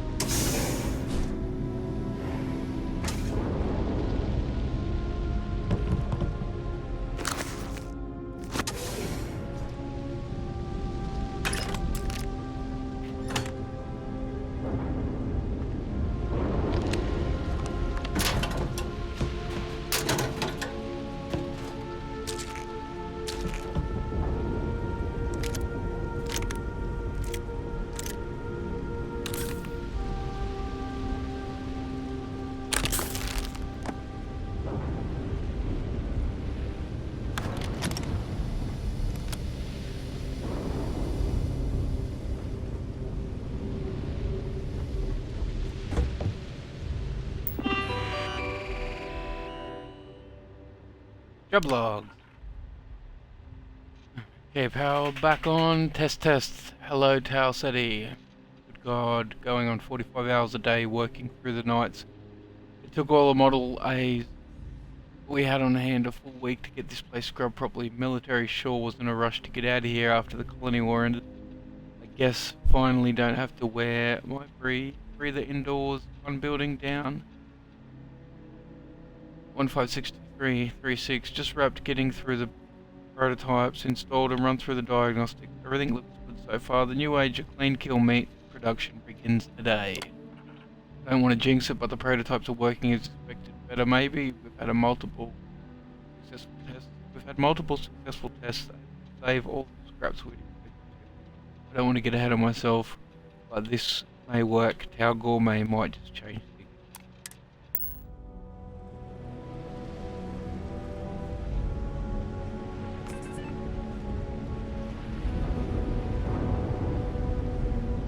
So what do we got here? You're too clean to be one of the settlers. Or a pirate. You see on patrol, maybe? Yeah, make my day if you said you were a shock trooper out for a stroll.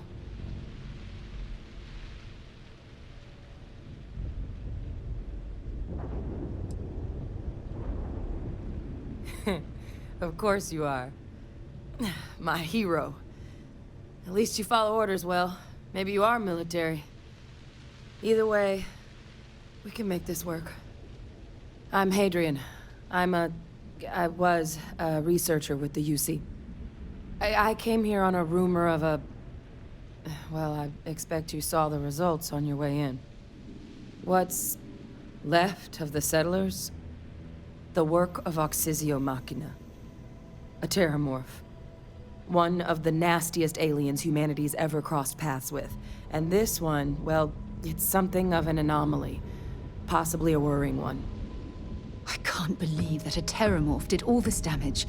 I mean, I've heard the stories, but to see the decimation firsthand.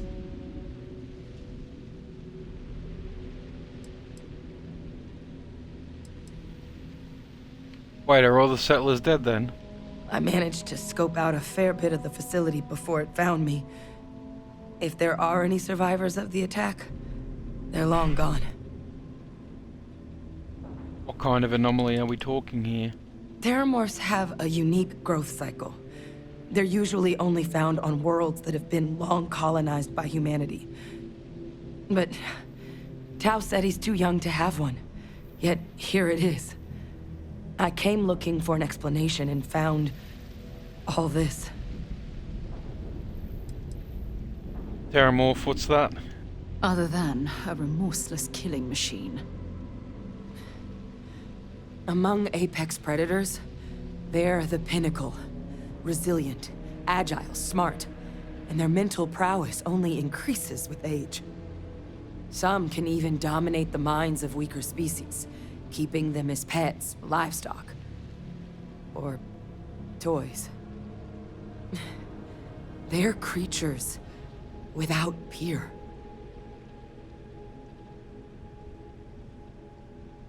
Sounds like you could use my help then? I sure could. Because to confirm my suspicions about this creature, I'm gonna need a tissue sample from it.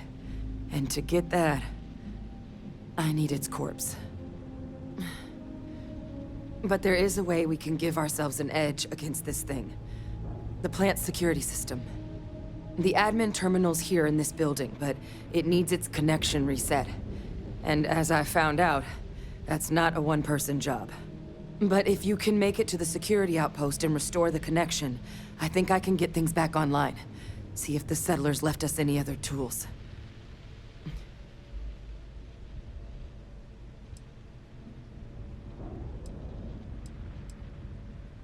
You not coming with me? Admin access is centralized to the terminal in this room. Nothing's coming back online if I'm not here. But even if that weren't the case, I'd likely be more of a liability out there than a help right now. Alright, where can I find the security outpost? It's the building in the middle of the facility. The terminal in there should allow you to grant me access to the system as a whole. Then we can see about getting things back online. Can you tell me about this security system? The settlers outfitted most of the buildings with turrets at some point. Not sure how many are still operable, but at least a few appeared to be in fighting shape. There were also some sensors scattered around the facility that I didn't recognize. But those are honestly all just educated guesses until we get the connection reset. Alright, let's get that security system back online. Good. Once I see the connection reset, I'll get things underway on my end. Take care of yourself out there. And make sure you leave enough of that thing for us to get a sample.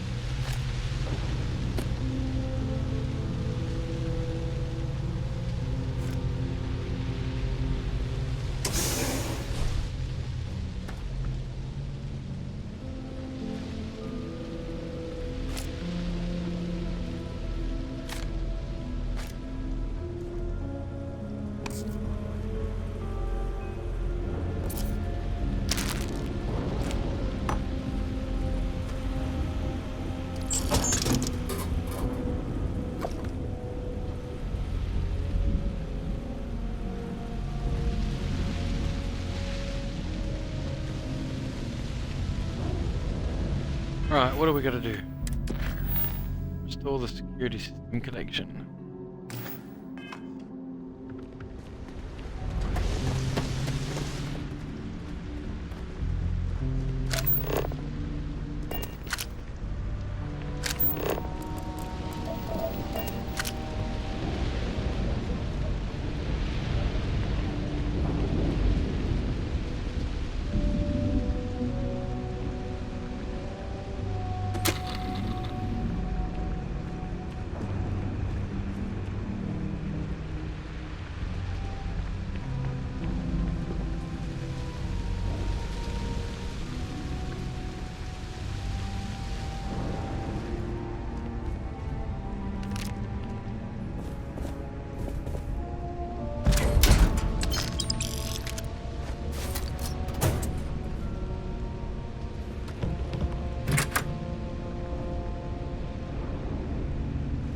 Nothing.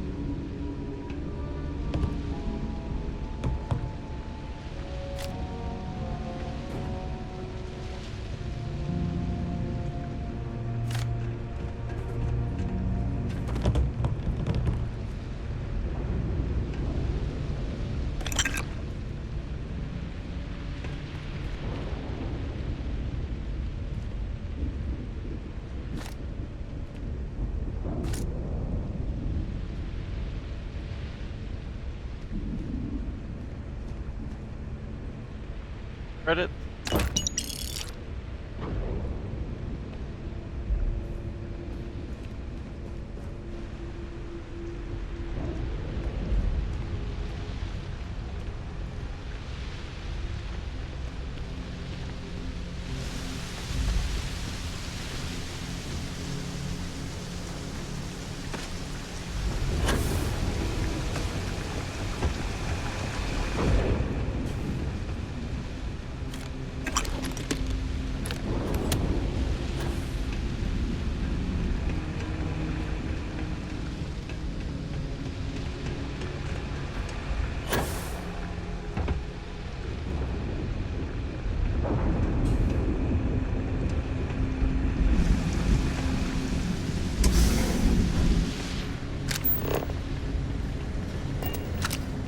Seeing a meat packing facility from the inside is starting to make me feel like I should switch.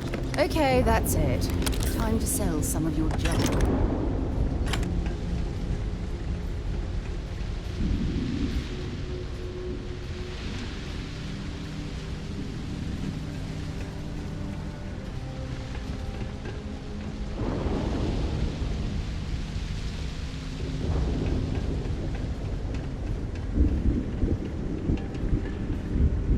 I'm just trying to give it all to you.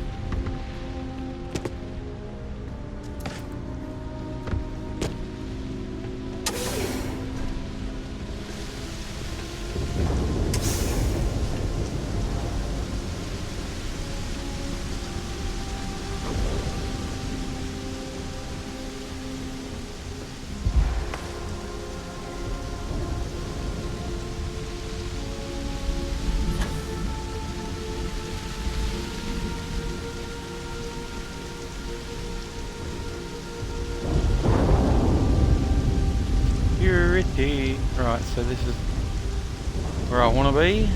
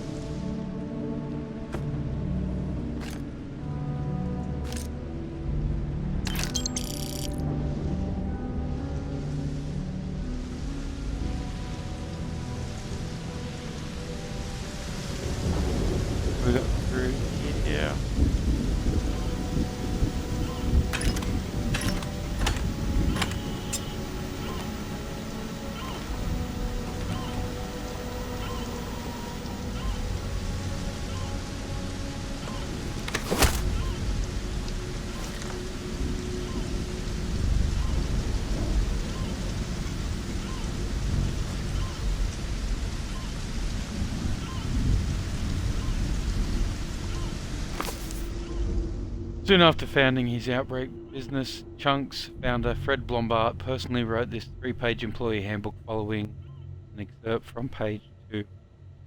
It's like that saying, the customer is always right. Here at Chunks, if we know anything, it's that the expression, the customer is always right, is always wrong. In this case, it's actually scientifically impossible for the customer to be right. They have no working knowledge of our state-of-the-art culinary facilities. And if they had the secret recipes to all our delicious Chunks flavors, then we'd all be out of a job, me included.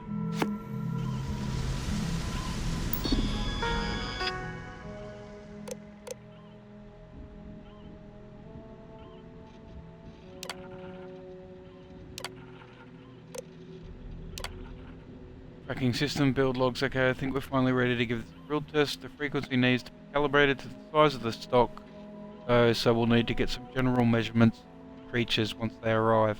But if this works, it could mean a new era in open range farming. We'll be able to function without fences, true free range. We're going to make so much damn money. You know, you spell check? If could mean a new era. Everyone's finally got their hearing back, so I think we can go for test number 2.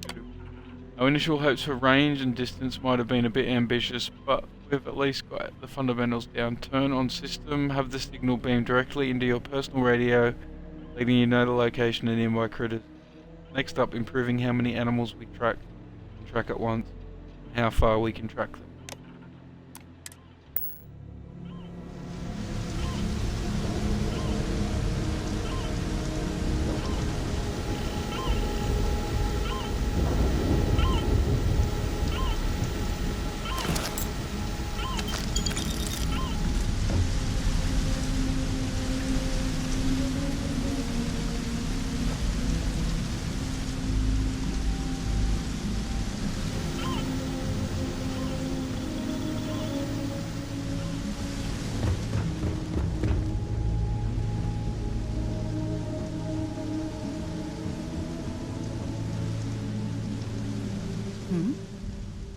Dropping off a few choice items.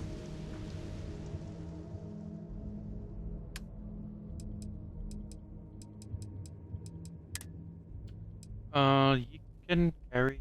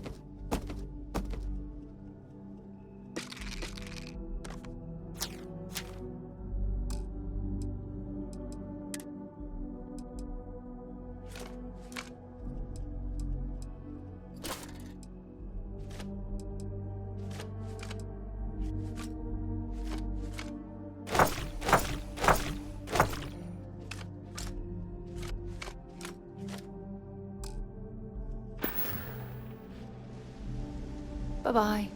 Bye-bye.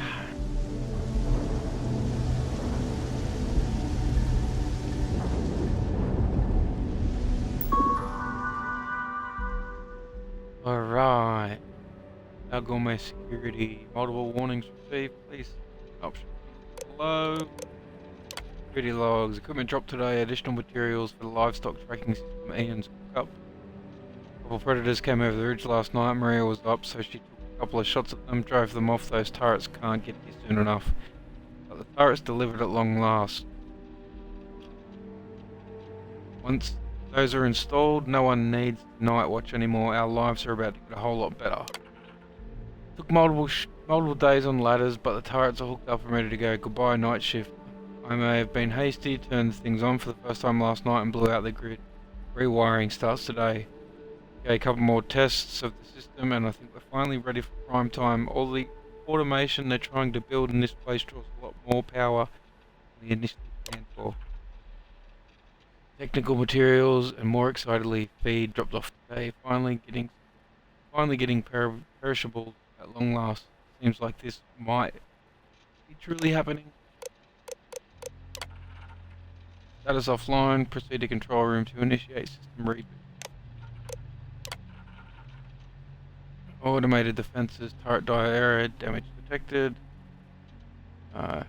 Incineration building. Packaging building. Sanitation building. Dressing building. Quality control error. Power fault detected. System power reset require order issue. Maintenance team, please reset all power breakers.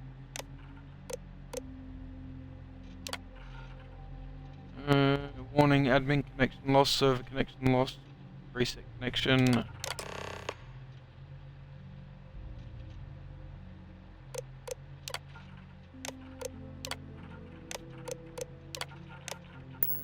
Connection restored. I'll make this quick. Plant's turrets took a beating, but I should be able to get you a couple of kill lanes. Just get the thing to chase you down the alleys between the buildings, and you'll lead it right into a crossfire. Hello. Wish I'd found this earlier. Those sensors around the facility? Part of a livestock tracking system. Should let you keep tabs on how close the terramorph is. But it's not connected to this network. There should be a terminal in the adjoining room. Tune it to 183.5.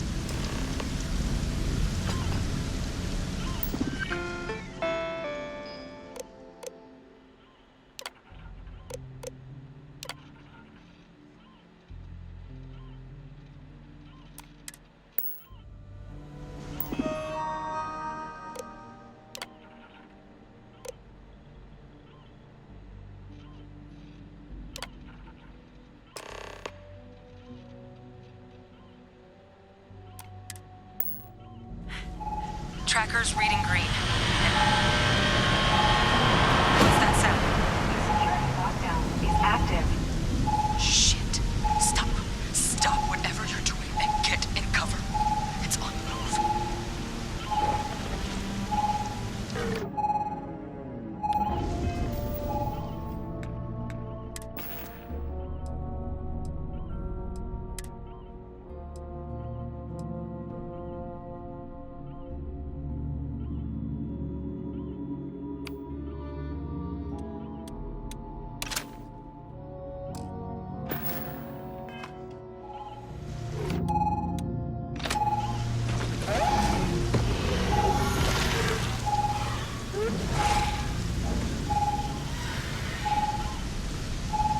Look, I wouldn't engage directly if you could avoid it. The kill lanes. They're set up but need power. There's breakers on each of the buildings you can throw to get them live. Once they're online, lead the terramorph towards the lights and watch the fireworks. You can do this. Show it messed with the wrong shock trooper.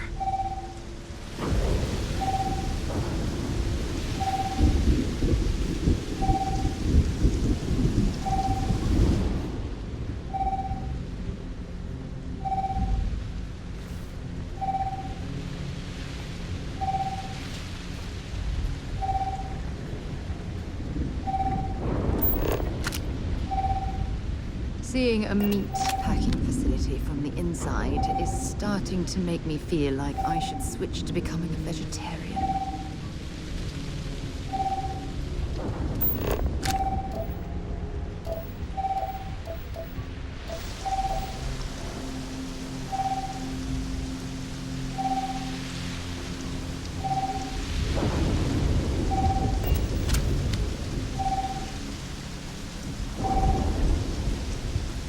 I'm not sure what makes its home here, but we should keep our weapons at the ready.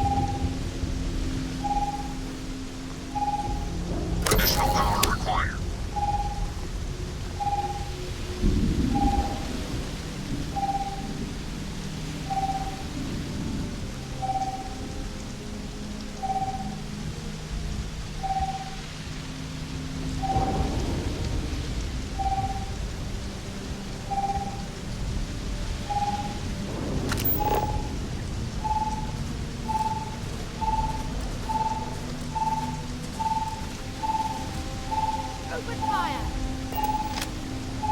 Don't open fire. Get us all killed. Get up here. It could work. Activated. Stand clear.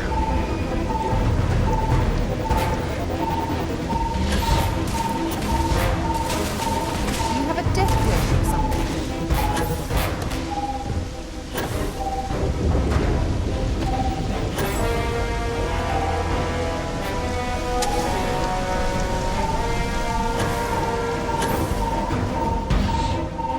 Power levels insufficient. Proceed to next power line.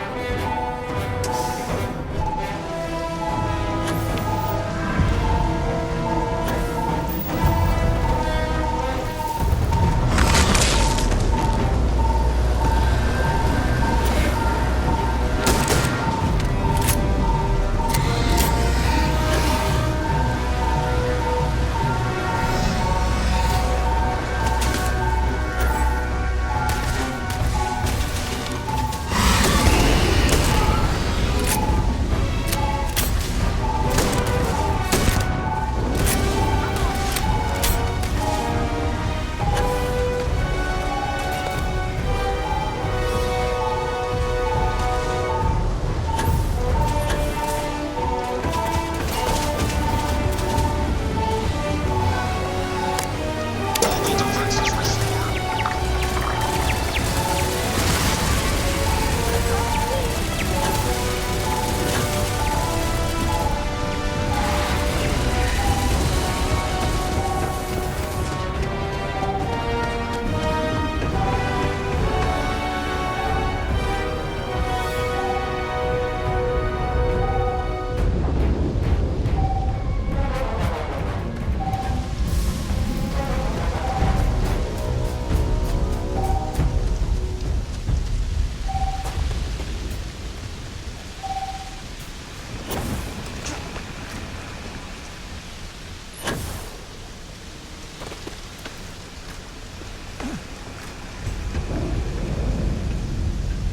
Seeing a meat packing facility from the inside is starting to make me feel like I should switch to becoming a vegetarian.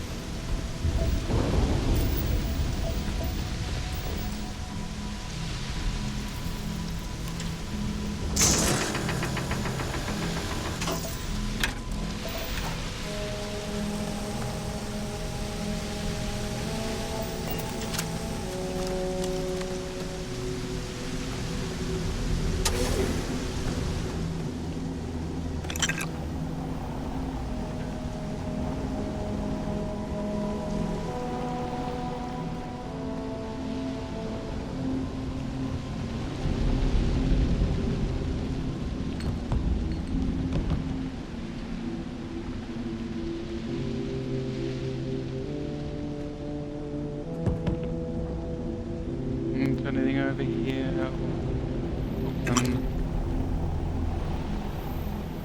Did go get a sample.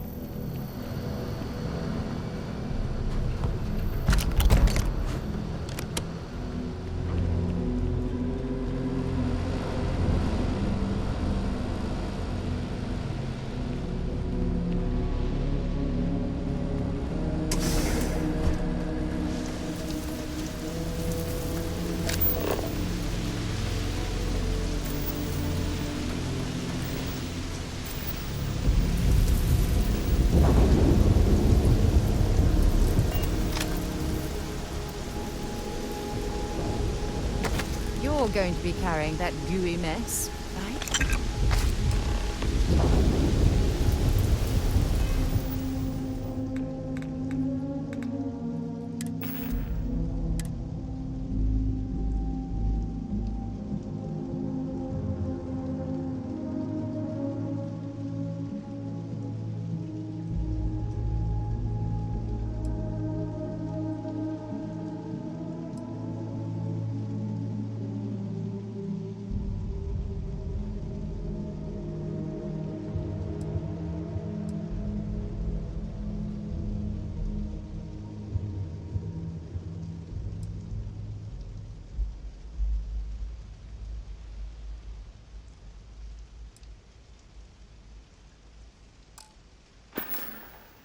Right.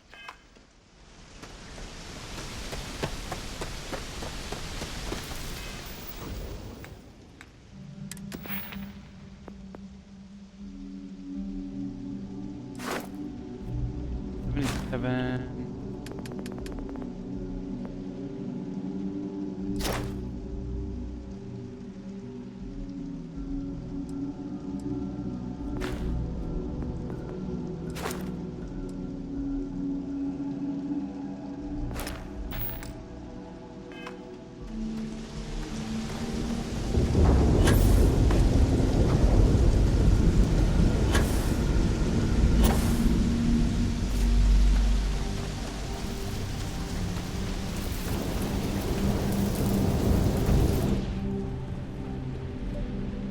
Tracker's gone quiet.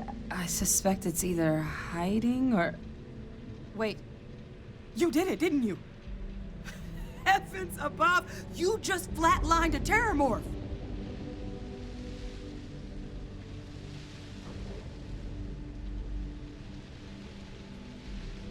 Leave the words you're looking for. Thank you for saving my ass. I'm not too proud. Thank you for saving my ass. You're welcome. You didn't happen to grab me a tissue sample, did you? Sure did.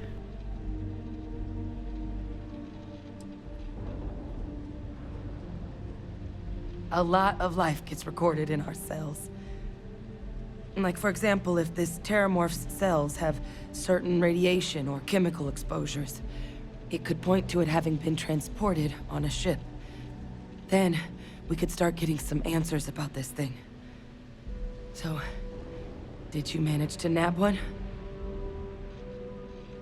Here you go. All right. I spotted a microscope downstairs. Let's see if we can't get to the bottom of this.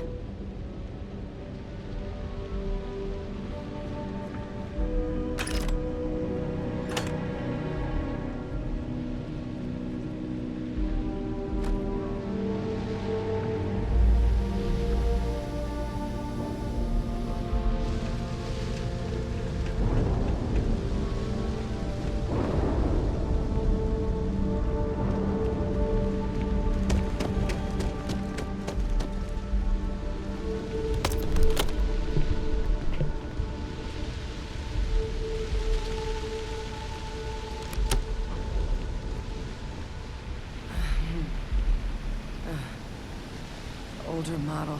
Okay, let's see what you can do. Running basic diagnostics? Nothing. Maybe a flag scan?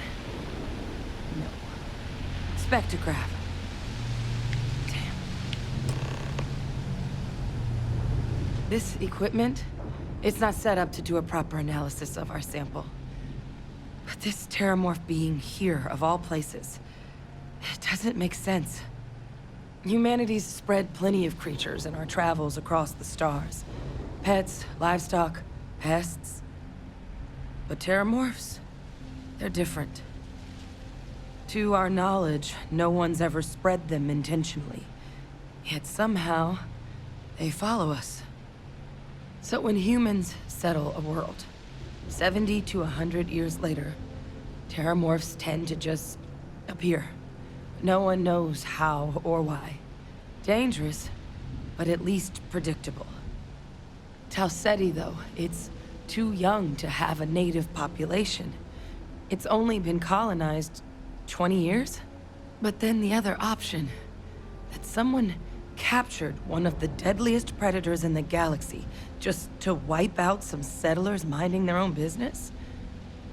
That seems awfully implausible. Which means we're either looking at a truly strange murder or a faster type of terramorph growth, the results of which could be catastrophic. Terramorph outbreaks have taken down far bigger colonies than this one.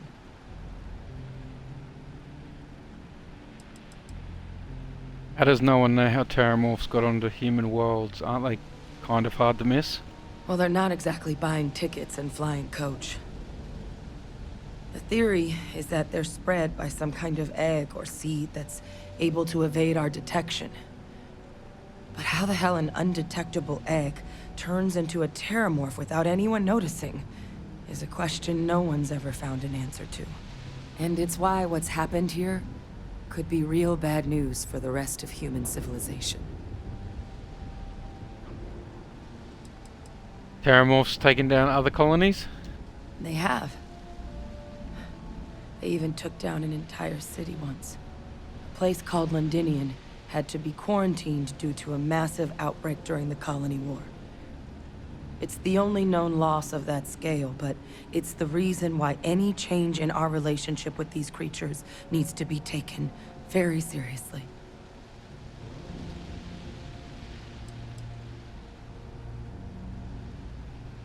That was like a big leap to make from a single sample.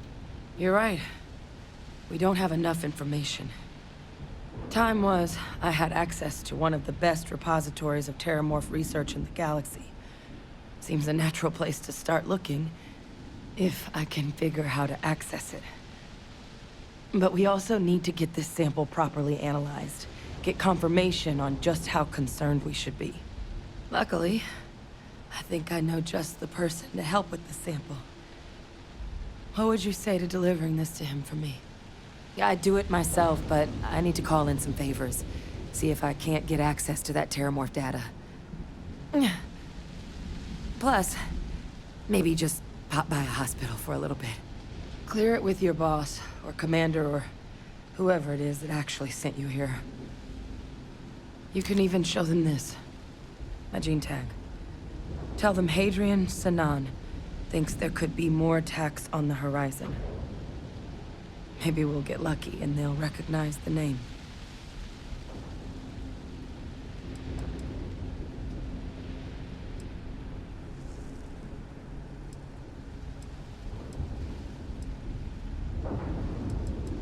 Why would my commander know who you are? Are you with the UC military too? Ah, so you are UC.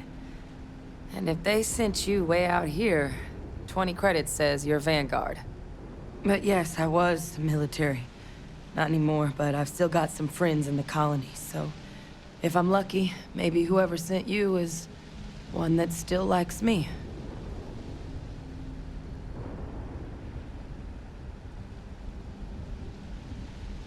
Don't worry, I'll make sure my commander agrees. Oh, you don't understand what a weight off my shoulders that is. I need Dr. Percival Walker to put together a sample analysis for this thing. Full workup. He'll know what that means. I'm not sure exactly where to find him, but last I heard he was contracting with the Trade Authority on Mars. There's a place called the Sixth Circle in Sidonia. A bar run by some old friends. I'll meet you and Percival there. And here, it's not exactly a bounty, but you certainly deserve them. Should cover the cost to fuel to Mars, at least. Now please, go do what you have to do to get that sample in the right hands. We need to know what we're dealing with here.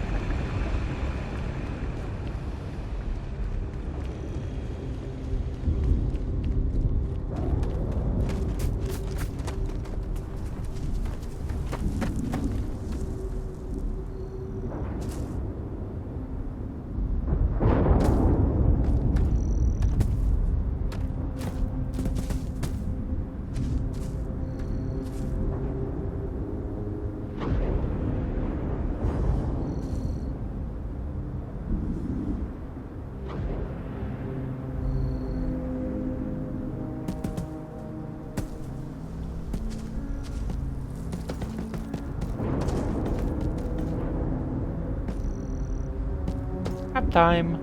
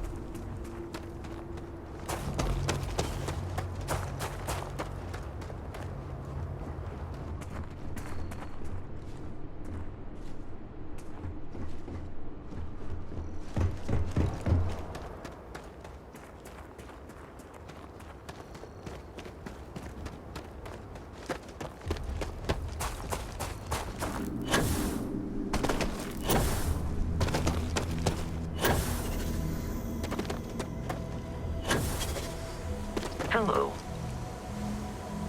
Hello.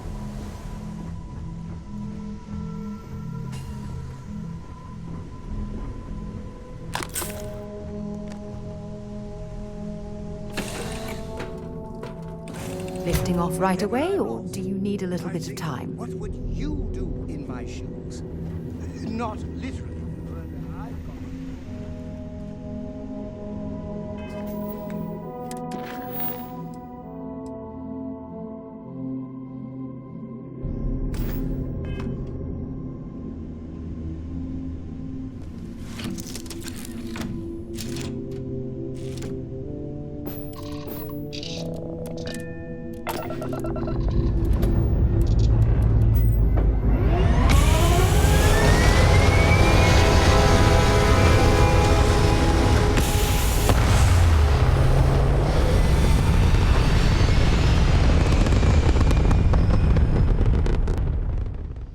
Back among the stars. As a heavenly celestial, it must feel good for you to see your family.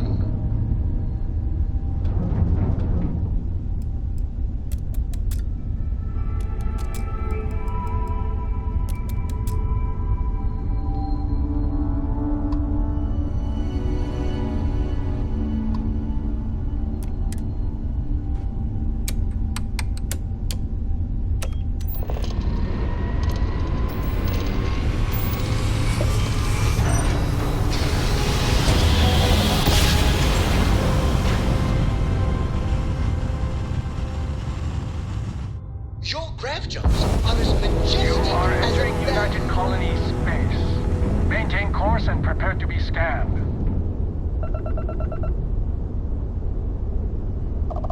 And complete. Enjoy your stay in New Atlantis.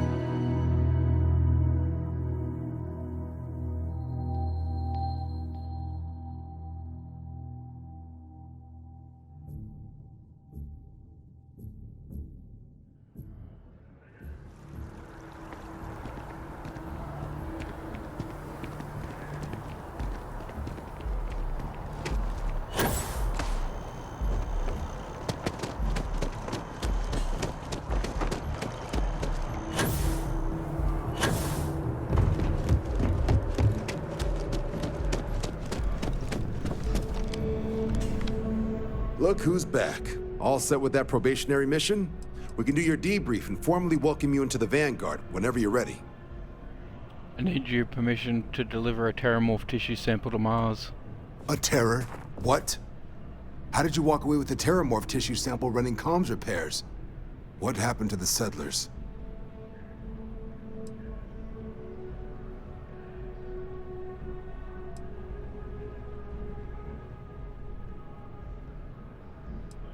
Things didn't go as advertised. Only one alive was a researcher who gave me a sample and a gene tag. A gene tag? Let me see that. Sanan. I know that name. Let me check the database. Huh.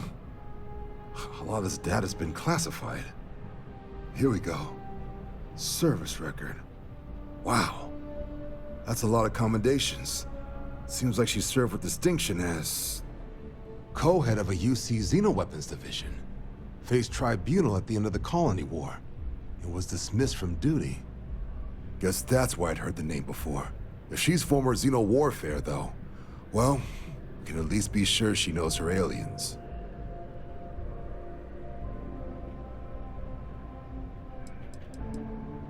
Wait, can we even be helping this woman? Notation says that Sanan already faced punishment for her actions during the war. Dismissal from the UC military. And her sending you to me first makes me think she's actually trying to do this above board. Considering her history, reaching out to the UC probably wasn't the easiest decision. Which means that must be a pretty important sample.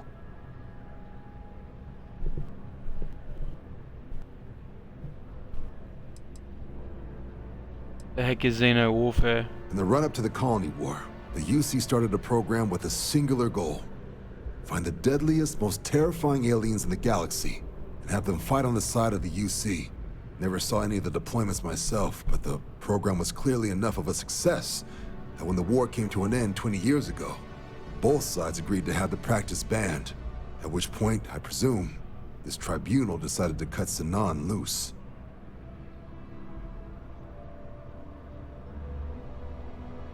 So this might actually be an urgent mission then?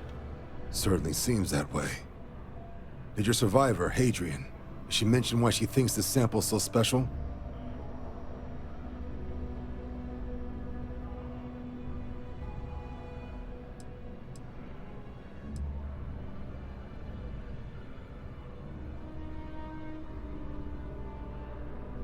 She's afraid there could be more attacks like the one that wiped out the people in Tau Ceti. She thinks there could be more of these?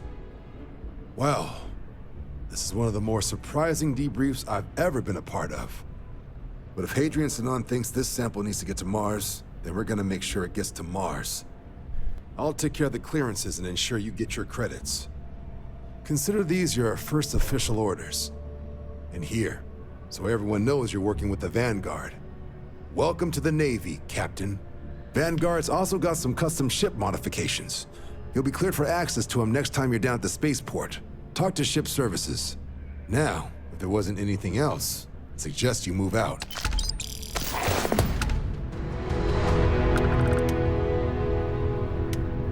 Supra et Ultra.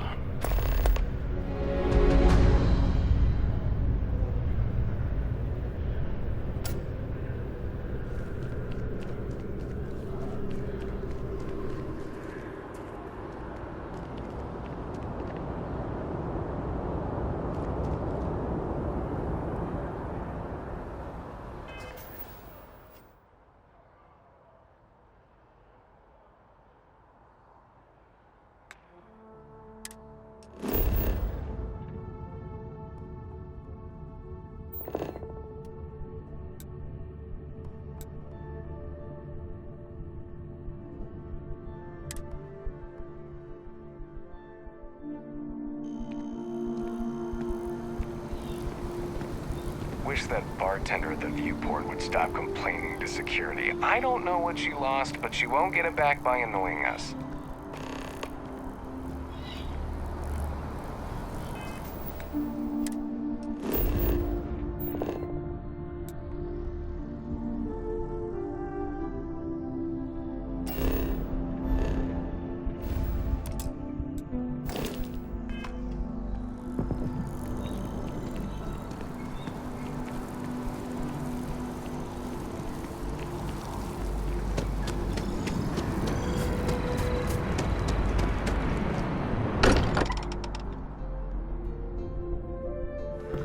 here, perhaps we should check in with Mateo or Noel.